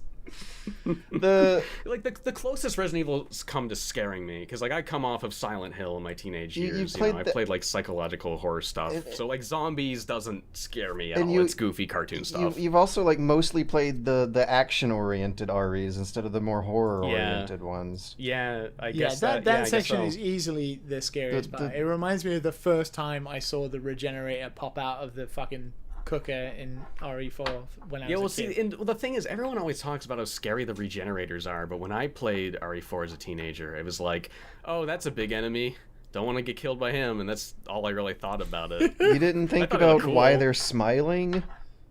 Why they No, make that because noise? I was a 14-year-old. I didn't know how to think yet. I just thought things looked But cool. when you're like 14, you think there's some cool blood magic that explains it instead of the developers thinking it looks cool. Dude, he was a hardcore, like, he was shit-talking Peanut Butter Gamer online. There's no way he'd be scared of him. No, I know what's That was it's horrible. because he was a Silent Hill kid. Yeah, that's Yeah, that's the true. reason. I That's mean, the once you reason. played Silent Hill 1 and 2, and you were like, yes, no Resident Evil will be scary That- for me now. It's especially when you're a teenager, you're getting into horror because you want the cheap thrills of being scared, and if a game doesn't scare you, like, I'm a 15-year-old pussy. me is I'm like, honestly- this game's not scary. I want a scary horror The- game. Resident Dude, Evil I'm sucks. terrible. I'm bad with horror, but there was something like about 8, and it did like give me like the creeps. I think in the beginning of that game, especially, like, you're a bit tense. Like, there's a lot of tense Yeah. when you enter the village for the first time, and that is really tense.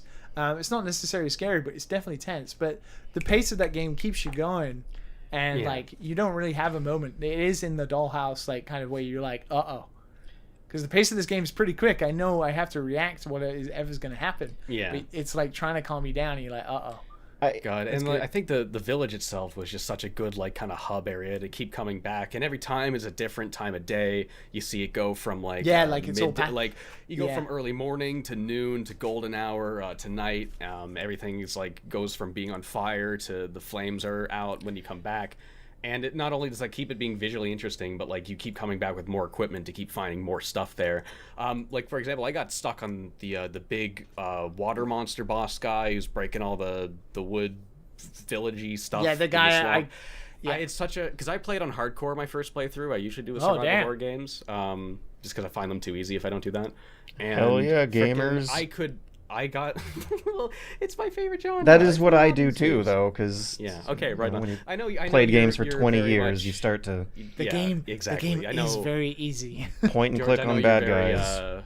You're a European extreme kind of guy. But yeah, it's I forgot what I was talking about. The game is very easy, so I understand. Oh yes, the fish boss. The fish boss. Sorry.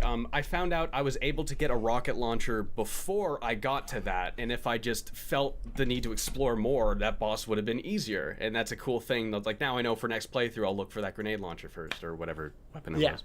Yeah, a lot of little things like that just gives you a lot of incentive to explore. I was just reminded from that conversation how intense a lot of the animosity between the Silent Hill and Resident Evil fan bases used to be back in the days. And over the years, they've coalesced into the same fan base who just love Yeah. old Japanese wacky horror games. And it reminds me of the debate between Chaos, Splinter Cell, and Metal Gear Solid. And Final Fantasy and kinda- Dragon yeah. Quest had a bit of that too. And it really just reminds you of how much the competition and the marketing drives us apart when really we all like the same stuff together. Yeah. Beautiful. No, for sure. It's interesting how like perception of things change because everybody is so in love with their own interests. They want to like defend them and argue why they're the better ones. But you know, as you kind of broaden your horizons, it's like, well, I'm not interested in Silent Hill. I'm interested in horror. What else is there to this? There's things that do different things with that, and once you kind of Yeah. realize that, then you can start having interesting conversations with people that have consumed Yeah. like different horror media, When- and then you. Yeah. When I was a kid, there would be Silent Hill fans and Resident Evil fans. Now that I'm an adult, there's just like horror video game fans that Yeah. have the niche of Japanese horror that's the umbrella for both of them. The division between different franchises of the same genre is something that's totally fizzled out that with the Yeah. competition and the And I'm sure a lot of it is these games have existed for so long that these people have had enough time to go through all the fodder in the series they loved, and there's nothing left there, and they're just gonna have to explore more than that if they want to keep having new experiences. yeah, because one of the franchises will die from the competition. It'll go the way of Splinter Yeah. Cell or Silent Hill. Silent Hill, yeah. Yeah, no, like it's a Are any series really alive at this point? Capitalism. Your company either succeeds well enough to produce crap for the landfill or fails along the way. Or you have the Fortnite effect, where you just own properties that are iconic, and you don't even have to make games anymore. Just license these popular characters out to people that'll make you money for you. I think Fortnite's reached the landfill stage with all the like V-Bucks cards you see in retail shops. Yeah. Yeah, if you're like well enough to be mass producing something that can sustainably not do anything other than go to the landfill, your company's gonna be good for a few years. We don't have a lot of time for the news. And most of the topics happening this week I didn't find too insanely exciting, but I really went back and forth on one of these three. I'm gonna ask you guys to pick a poison, super duper fast, extremely fast discussion, which might actually be good if we pick the one that so fascinated me. Do we want to talk about the Switch Pro, Uncharted 4 getting ported to PC, or the hot tub metagame going on Twitch? Hot tub metagame. The hot tub time machine. Okay. How many times are you guys going to say a sentence that makes no sense to me? Okay, when I was putting up the news outline, I kept going away from this one because it just seemed so like I hear Liam say this sentence so much. Why do people care about this bullshit? And this is absolutely like one of these cases. So, what's going on is a lot of gamers are mad at sexy bikini babes on Twitch who are making a lot of money looking pretty on Twitch, right? By exploiting the same people who hate them. Yeah, I have so many questions about this mentality that I don't remember going through this phase as a teenager. I'm just going to take a poll here. I don't know. James, have you watched a hot tub streamer on Twitch? Yes or no? I've never really watched Twitch, period. Okay, George, have you ever watched a hot tub streamer on Twitch? No. Okay, James, do you hate people who would stream on Twitch from a hot tub? I think that would be a funny idea. George, do you hate people who stream from a hot tub? Absolutely not. So we're all very normal human beings. Yeah, like, here. it's just it would just be like a fun bit. Like, what's the problem? What is this bullshit? There are incidences of like one of the girls apparently had some episode of animal abuse, but by and large, my whole question here is like, who is being hurt, right? Like, who is the victim when sexy women are making some money from cheesecake? I think that Venn diagram of the people who complain about this kind of issue and the people who are watching it almost overlap entirely. It's almost like people just see headlines and they're like, "Oh, that's an excuse to be mad today." So one of the more important questions that really digs into hopefully some more serious information that maybe feels like it has more stakes to us is like how platforms are going to be regulating their economy that's part of people's everyday jobs when the rules change all the time and the enforcement changes all the time, partially because people have a financial incentive to min-max and optimize how much money they're going to be making from these platforms. And, ultimately, what I see from this story is Twitch is butthurt that people exploited their meta and made money out of it. They wrote a blog post in which they said, being found to be sexy by others is not against our rules, and Twitch will not take enforcement action against women or anyone on our service for their perceived attractiveness.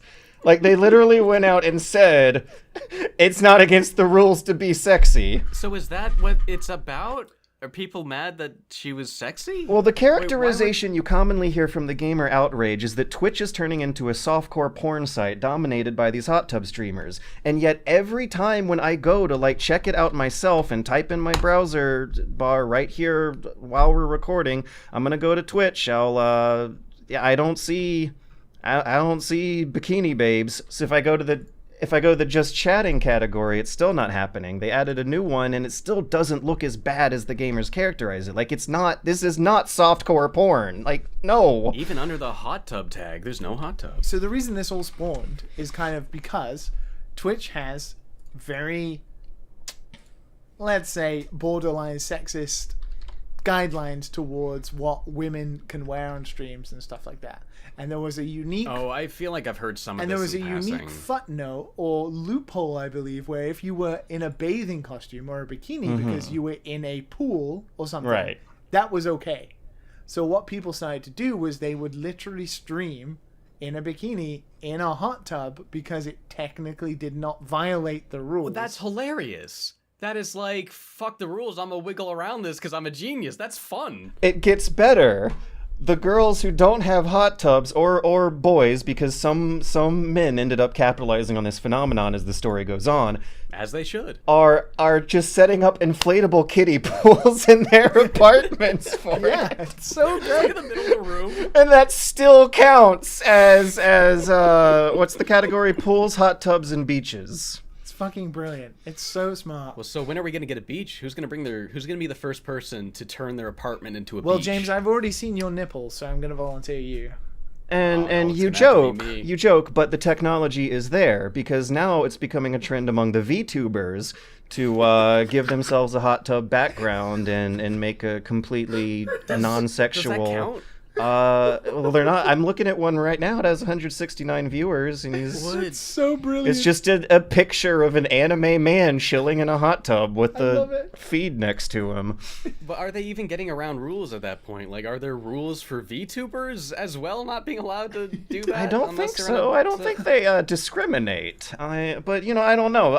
Neither of us are Twitch experts. This has just been a funny story to follow as the week has gone on, based on the official implementations Twitch actually put in place The here. fact that they officially said something about it is really funny. Right. Well, I think I think what's happened is that Twitch have had to reevaluate allowing people to wear certain things on there. Yeah, Streams. because like Discord, they don't want to exclusively market for gamers because, as it has turned out in the post-Gamergate world, that's a poisonous thing to associate with. Gamers, Chirp, chirp, chirp. yeah.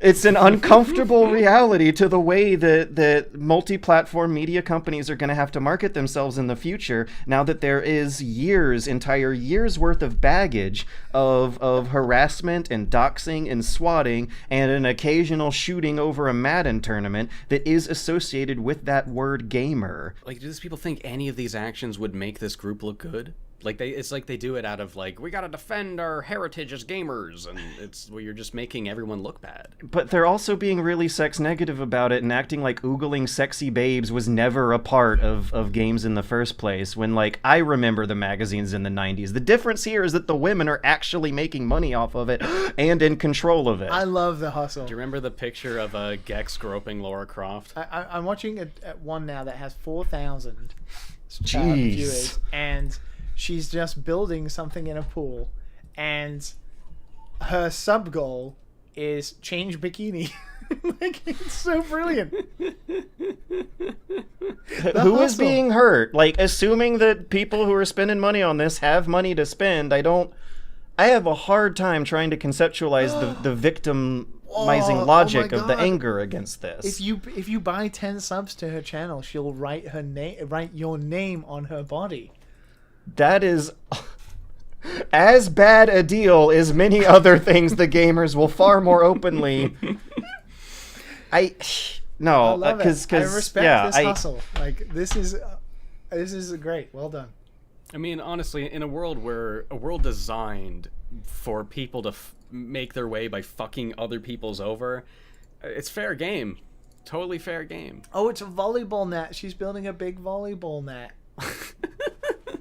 Good on Liam just you. found his new favorite hobby. Yeah, so long as there's a glove and a baseball next to the bat you keep in your car for protection, your lawyer really likes that. Yeah, make it look like you're up to something else, kids. When you're making your hot tub stream on Twitch, and then you're good. You're wonder clean. how- You're legal. You know, like, usually you'd stream. For some reason, there's like this, idea that streams need to be a certain length, right? Let's say 3 hours average, right?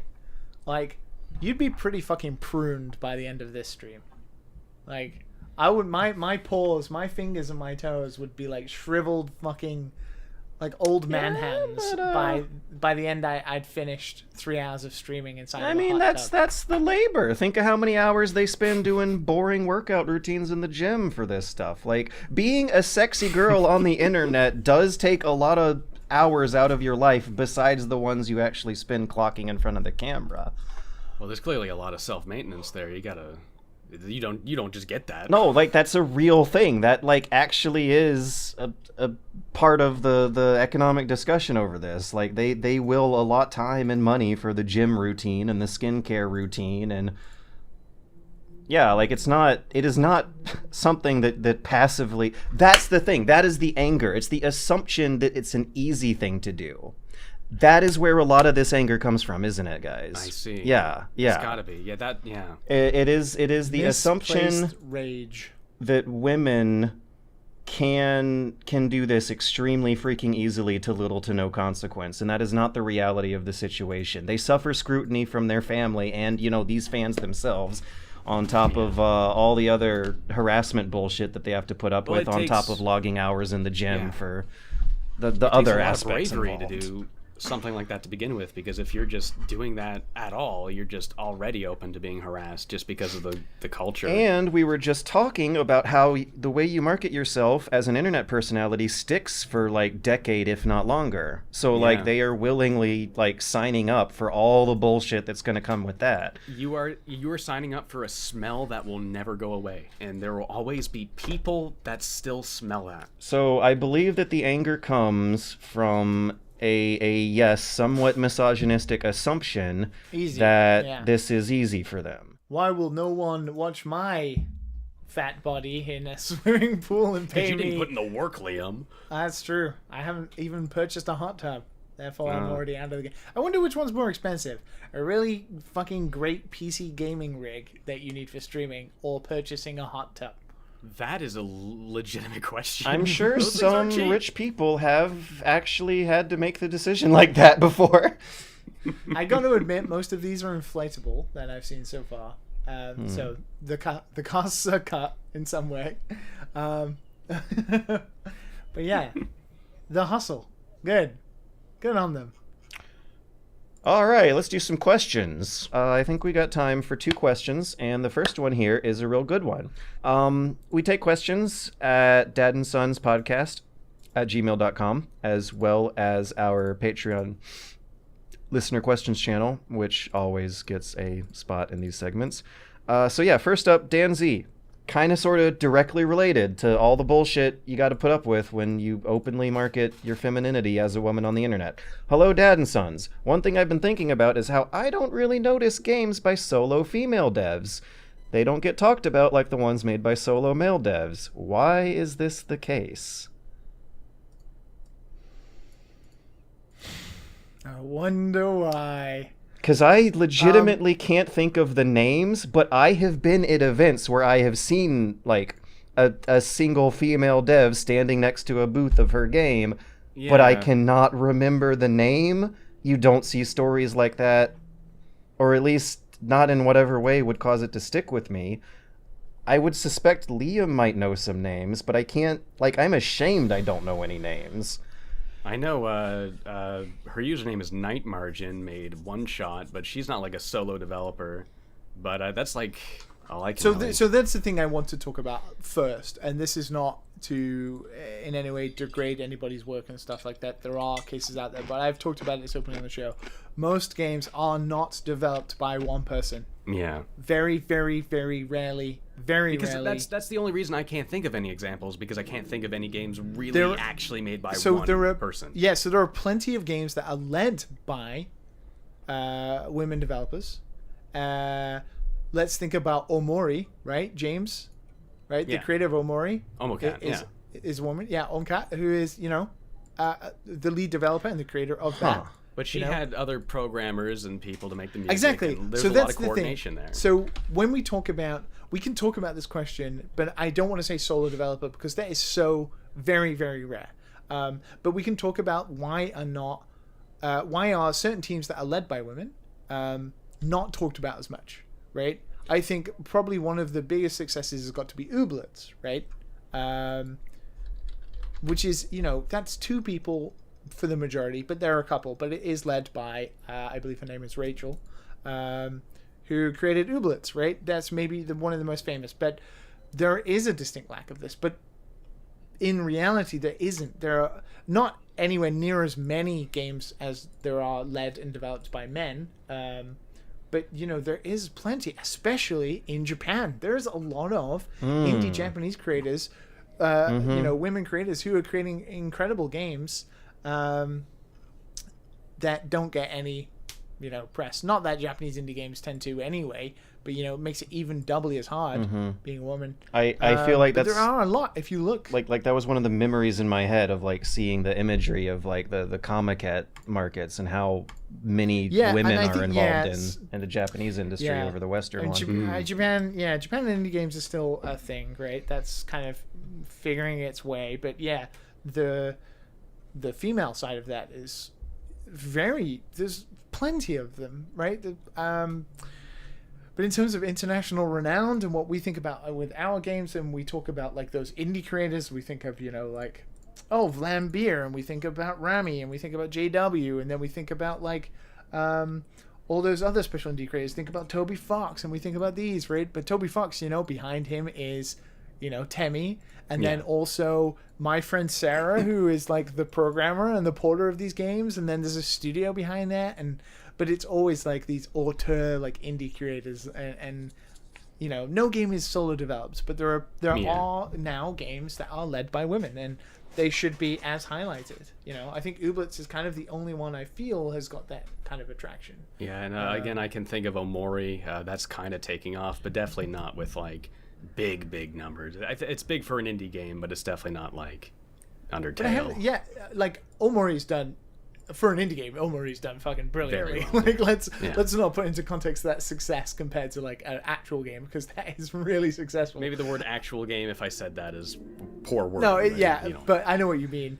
But are there any interviews with Omocat or anything like that? Not really. There isn't. But I think a lot of that is Omocat doesn't have much desire to have much of a public internet persona. Why do you think that is? Why, right. Yeah, exactly. Yeah. It's the same reason that my girlfriend wants to be a Twitch streamer, but just won't, because she's terrified of the reaction. Just for when you put yourself out there and you're a woman playing games, it's like, well, what do you know? You're it's like as a male shit tier internet celebrity, that is a conversation you have with people you're dating. Is how much of your arm are you gonna allow in the frame? Like it's a real thing. So long once the girl slides in the frame, that is what Twitch chat talks about. Like immediately, right away. Yeah, it's pretty self-explanatory. I mean, it's really no wonder why it's such an intimidating world for that sort of person. I've talked about it before. Game devs get a lot of shit anyway. We've already talked about you guys and your jobs and the roles that you have, right? But like, there's no barrier to purchase, let's say, in your kind of side of this world of making stuff, right? You put out content for free, and that kind of thing, right? Whereas there's almost like a sense of ownership when you're a game dev. People get angry because they've paid for something, and if they're not happy with it, it's almost like the vitriolic nature is like doubled because they've been forced to pay for this thing, right? Which people work fucking hard to make. But imagine if you were then a woman, right? And then it's like, oh my god, that dogpiling on top to just be like, well, no wonder this game's shit because you're a woman, blah, blah, blah. Like, that kind of thing. It's awful. Yeah, and there's just so much more fodder you can bring up to hurt somebody. Yeah. But thankfully, in terms of like, not actually, teams led by women and solo developers necessarily, if we talk about indie developers, but in terms of like the actual demographics for women getting into the video game industry and stuff, thankfully, we are making big progress regarding that, and a lot of it is showing. It's still, of course, nowhere near where it should be. Well, even in like the AAA world, I think it was Nintendo had its first female director with the new Animal Crossing game or something like that. Yeah. Aya-san, yeah. And that right there is a step.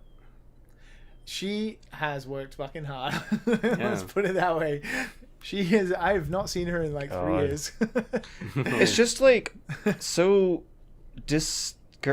depressing for me to think about how the real life experience is so different from the internet experience when you dive into the deepest niches of game culture. Because that in real life is cons and expos and trade shows and Japanese arcades and weird Japanese video game stores, and you see women in them all the time. And then you go on the internet to the deepest niches of the gaming community, Nobody's and you horrible see at cons. It is misogyny amazing. and hate and ridiculous Yeah. bullshit that would never last more than 3 minutes in real life. No, yeah. It's just like once you're so far away and disconnected and you're bulletproof, you can just unleash your arsenal of bullshit. Where like in real life, you'd never do that.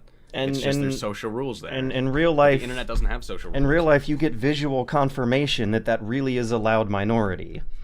Like they are not in the same room, like at all. Like, you know, there's that old saying, there's no women on the internet, right? But then when you go to the real life events connected to internet culture, they're there. They were there all the time. They just don't want to talk. I wonder why. But, girl stands for guy in real life. Oh, that's a new one on me. I have not heard that one before. Really? Yeah. That's the one I always heard on the old RuneScape days. I was more of a Guild Wars 1 kid. Yeah, you're better off for it. I turned out dumber. I feel like we all have, just by knowing about this stuff. Oh boy. Like the amount of brain matter I could have used to like learn astrophysics, and I Seriously. just filled it with GTA cheat codes instead. Seriously. Man. I worked on a GTA game and I still don't know any of those cheat codes. So yeah. I can't tell it to you, but my fingers will just do the weapons cheat for San Andreas. Yeah. Uh, That's weird, isn't it? Muscle memory. Liam, you got more time to shine here. Jack Y wants to know, how has Liam adopted to working culture in Japan? If certain ideas or protocols stood out, or what font combination should I use for my resume? So actually, it's funny you said that because resumes in Japan, Rikisho. You have your I forget what it's photo called. in the I forget corner. what the word for. Yeah, so I they forget what the. know if you're a gaijin or not. Oh, you have to do some very specific things for that. So yeah, you don't want to fuck that up because that's already the first barrier for getting through. In terms of adapting to working culture in Japan, it's a bit like adapting to Japan. They're very in tandem, right? Japan, I think anybody who has a vision of it is a very hardworking. It's a very professionally obsessed country, right? Mm-hmm. Everybody works really hard. There's no such thing as not having a job, right? Even Like when that you have you're not a cancer part of it. in the hospital. Yeah. Oh no. Yeah. So I don't know if it's about adapting to work, but it's about adapting to Japan. And I think I've talked about this a lot in the past, which is Japan is a place that you can't change. You have to get used to it and you have to adapt. And if you don't like it, then you will never survive here, right? And I think a lot of people come expecting Japan to be this paradise for them, but it's completely in tune because they can't. I hate people that consume Japanese media and then go, I like Japanese culture. Yeah, it's completely When it's different. the trash pop culture, like it is their Transformers movies that filters over. It's the stuff that makes them money, and they know that. That's why they exploit it on you, and they make your money like they take it. They don't care about it themselves, right? But they know it makes money. It's soft power. It's brilliant. Japan is being social. Japan is convenience. Japan is cafes. Japan is beautiful hot days, and it is still an incredibly social country that runs on interacting with other human beings, right? And in Japan, that can be really fucking hard if you don't speak Japanese, right? So even though I don't speak very good Japanese, even a tiny bit making the effort is so important to show that you're trying is really respected. Yeah, right? they love it if you can speak just a little. Well, because ironically, they think nobody can speak Japanese because the barrier of the amount of people who speak Japanese in this world that are foreign is so fucking low. So if you're at least showing that you can do it and you're adapting to the culture. And there are a couple of things I've definitely noticed about myself. One, I am far more patient than I ever was in the UK, right? Really? I think about some of the stuffs I will wait in, like, British people are known for queuing, but this is nothing like it in Japan, right? It's like I will patiently wait for something for a lot longer than I would in the West, because it's just, Japan is about patience. I'm also quieter. I'm not as loud. I don't eat out in public. On the train, I would never answer my phone. Like, there are all these small things that make you kind of like a weird little robot sometimes. But that's because that's what Japan's like. If I'm with somebody who is a foreigner in Japan, who is new to Japan, and they're like, we get on the train and they start talking to me really loudly, I'm gonna feel embarrassed. And Whereas you sticking wouldn't their in the chopsticks West, right? in the rice when you're. Oh not my supposed god! to, Don't yeah. like What? right, like I don't think I quite heard you know- that, but you guys can go on. It's something you're not supposed to do. yeah. There are just these weird. Oh, like, I if thought I'm you with said somebody- way worse. Sorry. What? Nothing. Continue. What did you think? I don't know what I thought, Oh, George. I said chopsticks in rice. and I only heard a bit of it, but Chop Did you just dicks. hear the word rice and assumed I said something racist? I don't know. No. I don't know either. But if either of you come to Japan and you eat next to me on a train, I swear to God, I'll slap you. Don't do it. Just Even don't if do we it. don't put our chopsticks in the rice. Even if you don't put your chopsticks in here, that would be even weird. If you're literally sat there with a bento eating it with chopsticks on a train, I will. Oh, I will wait. kill Aren't you allowed? Isn't it kind of a tradition to eat bento on the On the Shinkansen? Shinkansen. Yeah. We did Yes, that. We did a because lot of it's that. a tradition, and they have literally a table for you to eat on. Whereas if you're on the subway or if you're on a So- local JR train and you've got like a fucking bento and you're fucking eating it next to you, the fact that the train will be packed full of people. There's just some nuance and some context. Hashtag not all trains. Hashtag Oh, not my all Lord. trains. Hashtag not all Japanese people. You're allowed to eat food on some of the trains, but you're not allowed to stick your chopsticks in all of the rice. Woo! Don't do that. So adapted is a strong word. I think I fear having to go back to the UK and live, because I would be so culturally out of the loop. Yeah. You have Then all I like would- this social muscle memory that Oh, has to you might readjust. accidentally bow at people for the first few days. I would Oh. honestly, I'd be like this. I'd take things from somebody in two hands, and I would be like walking My backwards, grubby little paws. and then I would turn. That is Yeah. so interesting. But it's just ingrained because you just do it. And Yeah. it doesn't feel weird. Like, you get used to it. I got used to it pretty quick, and I like the etiquette. I love how no one talks on the train. I love how you bow at everyone, no matter how weird the situation is. With the amount of skeets that have tried to bum cigarettes off me every time I use a bus, I would love nobody talk to me on a bus. It's so nice how quiet the crowded city It is, is. but I know if I moved there, I would become incredibly lonely because I do not have that social butterfly quirk that would break So me that's through. and that's the flip side. Even if you are a social butterfly like myself, quite fairly, let's say, unless you have the willingness to learn a little bit of the language, that barrier is not something you can overcome. And I think mental health amongst foreigners in Japan is quite low generally. And you'll see there is like this trend on TikTok as well of like teachers in Japan, like English teachers in Japan, who just shit on Japan and have problems with Japan because they never were able to either make a friend or they were never able to create like a social group. And in Japan, it is really hard.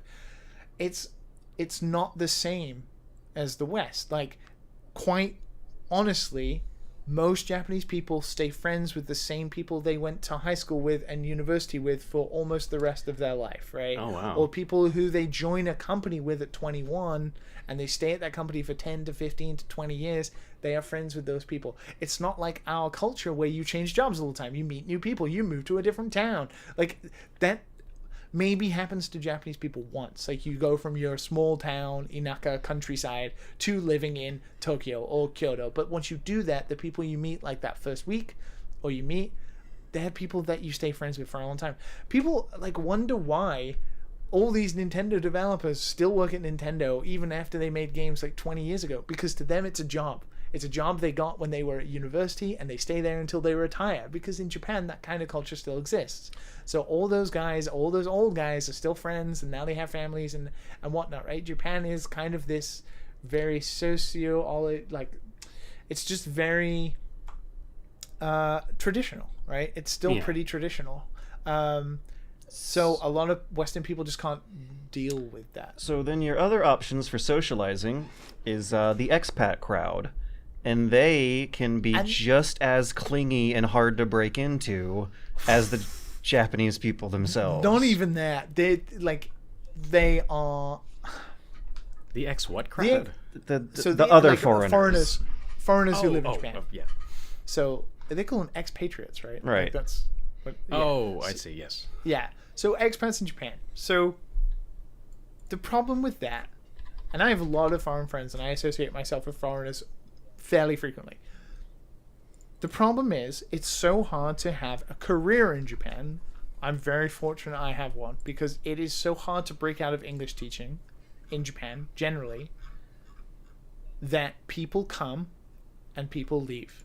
That is just it. And the ones... People come for a year, people come for 2 years, and then they leave. The ones that stay kind of sort of develop an ego around it. That's the other part. Yeah. They become like the guardians, the protectors, the I've been in Japan 10 years, I know everything. Mel Gibson and The Last Samurai. Earthquakes. Oh, Lord. Tom Cruise. So, but all these white people. And they become kind of defensive and protective, because it is this special little thing, and every expat is guilty of it in some way, whether you've corrected someone about some Japanese, or you've said, oh no, I know this great place, like I know the owner, you know. Oh my God, like everyone knows the owner. Now that I think back on it, everyone really... Well, that does kind of make sense, because they're so much smaller and more intimate than Western bars. Yeah, but it's kind of like a rite of passage. Right. If you, as a foreigner, are able to say that you will know a Japanese bar owner, that is like hard work. You put in the fucking hard work to get to that point, right? So you go to that bar a lot. But it is kind of like a one-upping. There's always a one-upping. Like, oh, I was here during the Tohoku earthquake, and I remember being in Tokyo, and everything was terrible. Like, It's almost and like they have pull to these find stories. A way to validate themselves. Yeah. Yes, because it's their identity. Right, it is a huge part of their identity. It's what makes them interesting as people. And oh, you lived in Japan for 7 years? That's crazy. It must be amazing. Oh, yeah, it's totally amazing. that is a natural human urge to validate your identity and make your existence meaningful. Yeah. So that's the thing. I can understand how it happens. A lot of the expats are English teachers, and the problem with that is it's not a career. And the guys who stay, or the people who stay to do it, end up being kind of old, weird dudes who like teach English, which is not a career, and they just have a family, and they're kind of like losers. Like, I'm just throwing it out there, right? For the most part. Well, how do you define that? Like, it's not a career. It's not a job. Like, it is a job, but it's not a job.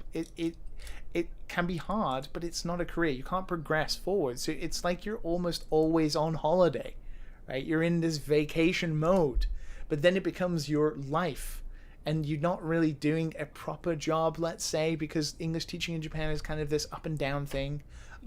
Many people might disagree with me, but the ALT life and the jet life is not like that. If you go work in a kaiwa, or like you actually work for the Board of Education or something, you can build a career, right? And you know Japanese people.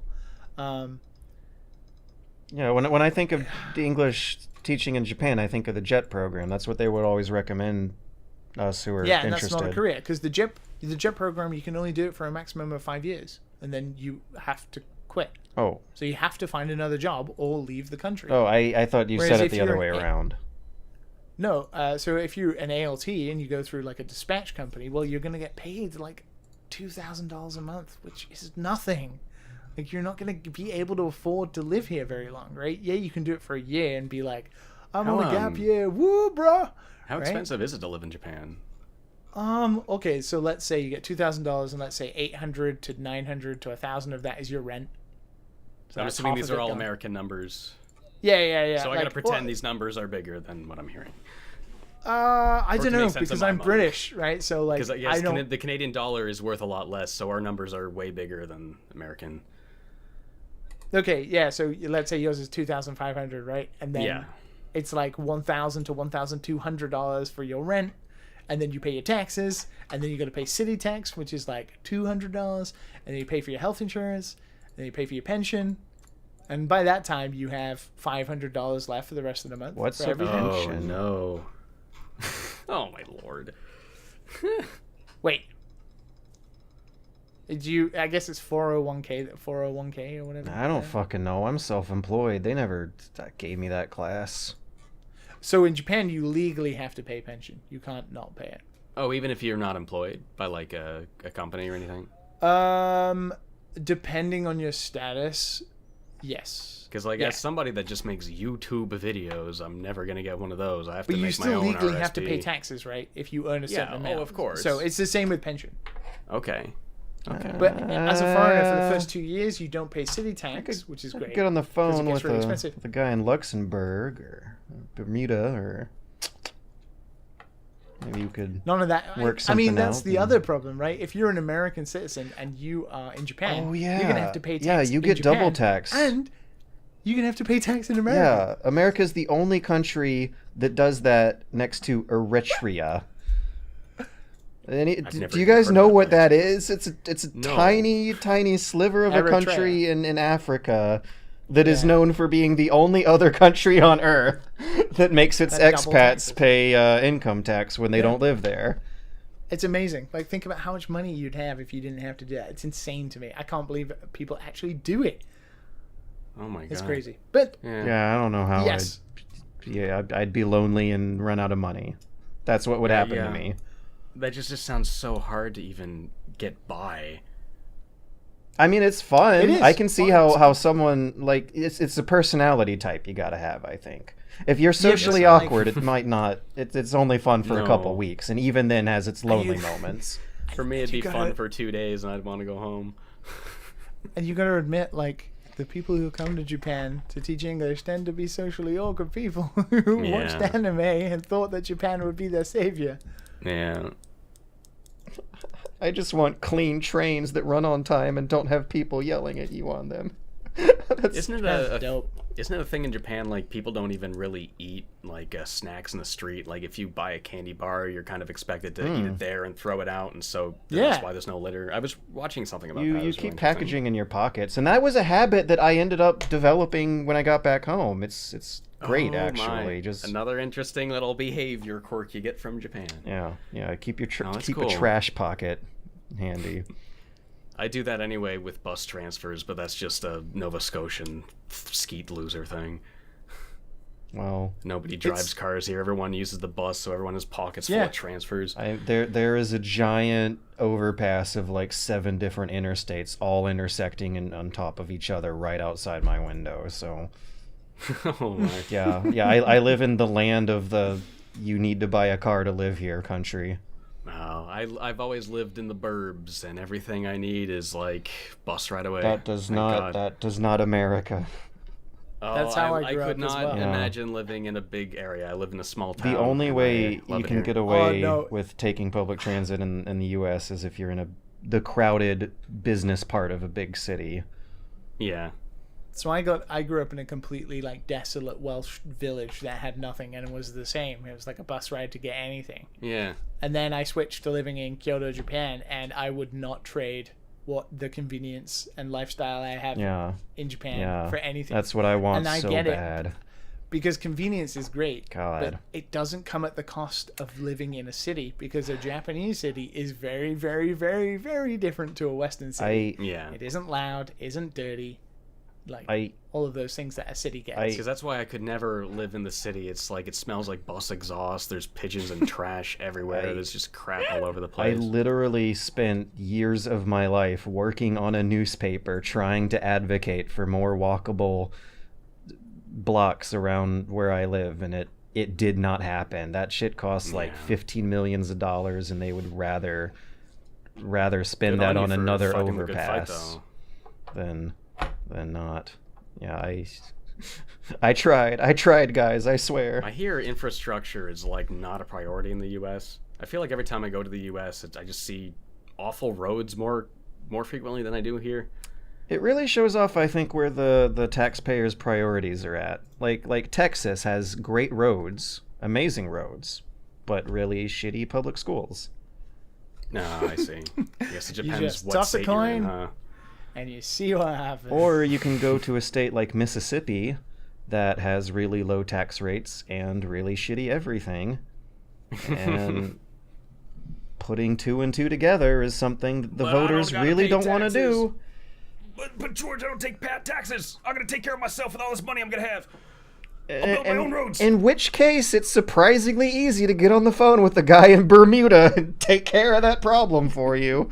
I would not be surprised if I actually could get away with some real ass like tax avoidance, even at my income level, by filing an overseas account. I could probably get away with it if I seriously tried. It is scary how easy like some of these things you hear about are like social engineering. Like you hear about Zoomers doing that for fun. Oh yeah, I read about the aliens last week. Turns out they declassified what happened at Area 51 in Roswell back in the 1940s. Oh, really? A device for detecting nuclear explosions crashed in the desert and fueled UFO rumors, and the government let them run amok because that is less scary than the world being at the brink of a nuclear war. It all makes sense. That makes way more sense than aliens, doesn't it? I told you there was a logical conclusion to all of these things. And but don't listen to old Liam. And He's but boring. that's less fun. And, it's less fun. And we might see the government be outsourcing its debunking labor to the public now. So instead of some super serious general in the military who has this shaky footage and is like, oh god damn it, what did this kid send me this time? It's now gonna be us who has to review the footage and make sure it's not a bomber or whatever. Because you mentioned that they changed UFO to UAP or something. Oh yeah, unexplained aerial phenomenon is the politically correct term now. So is the idea that it could potentially not be an object? It could be like a... It could be a light show. It could be the electronics getting jammed. Yeah. The only thing I'm going to take away from this is UAP and P being phenomenon is annoying as hell. Because you would never guess that. If you spell fart with a PH, it could be unidentified ass fart. Well, the conversation around UFOs like has the word phenomenon because they're so often regular phenomenon mistaken for the P in phenomenon is not a P. Oh, because it's silent. So when you, Oh, so you should be saying like UAF, like the Weird Al Yankovic movie from the 80s. Wait, that was. Or just not call it phenomenon and just be like UAP, unidentified alien podcasters.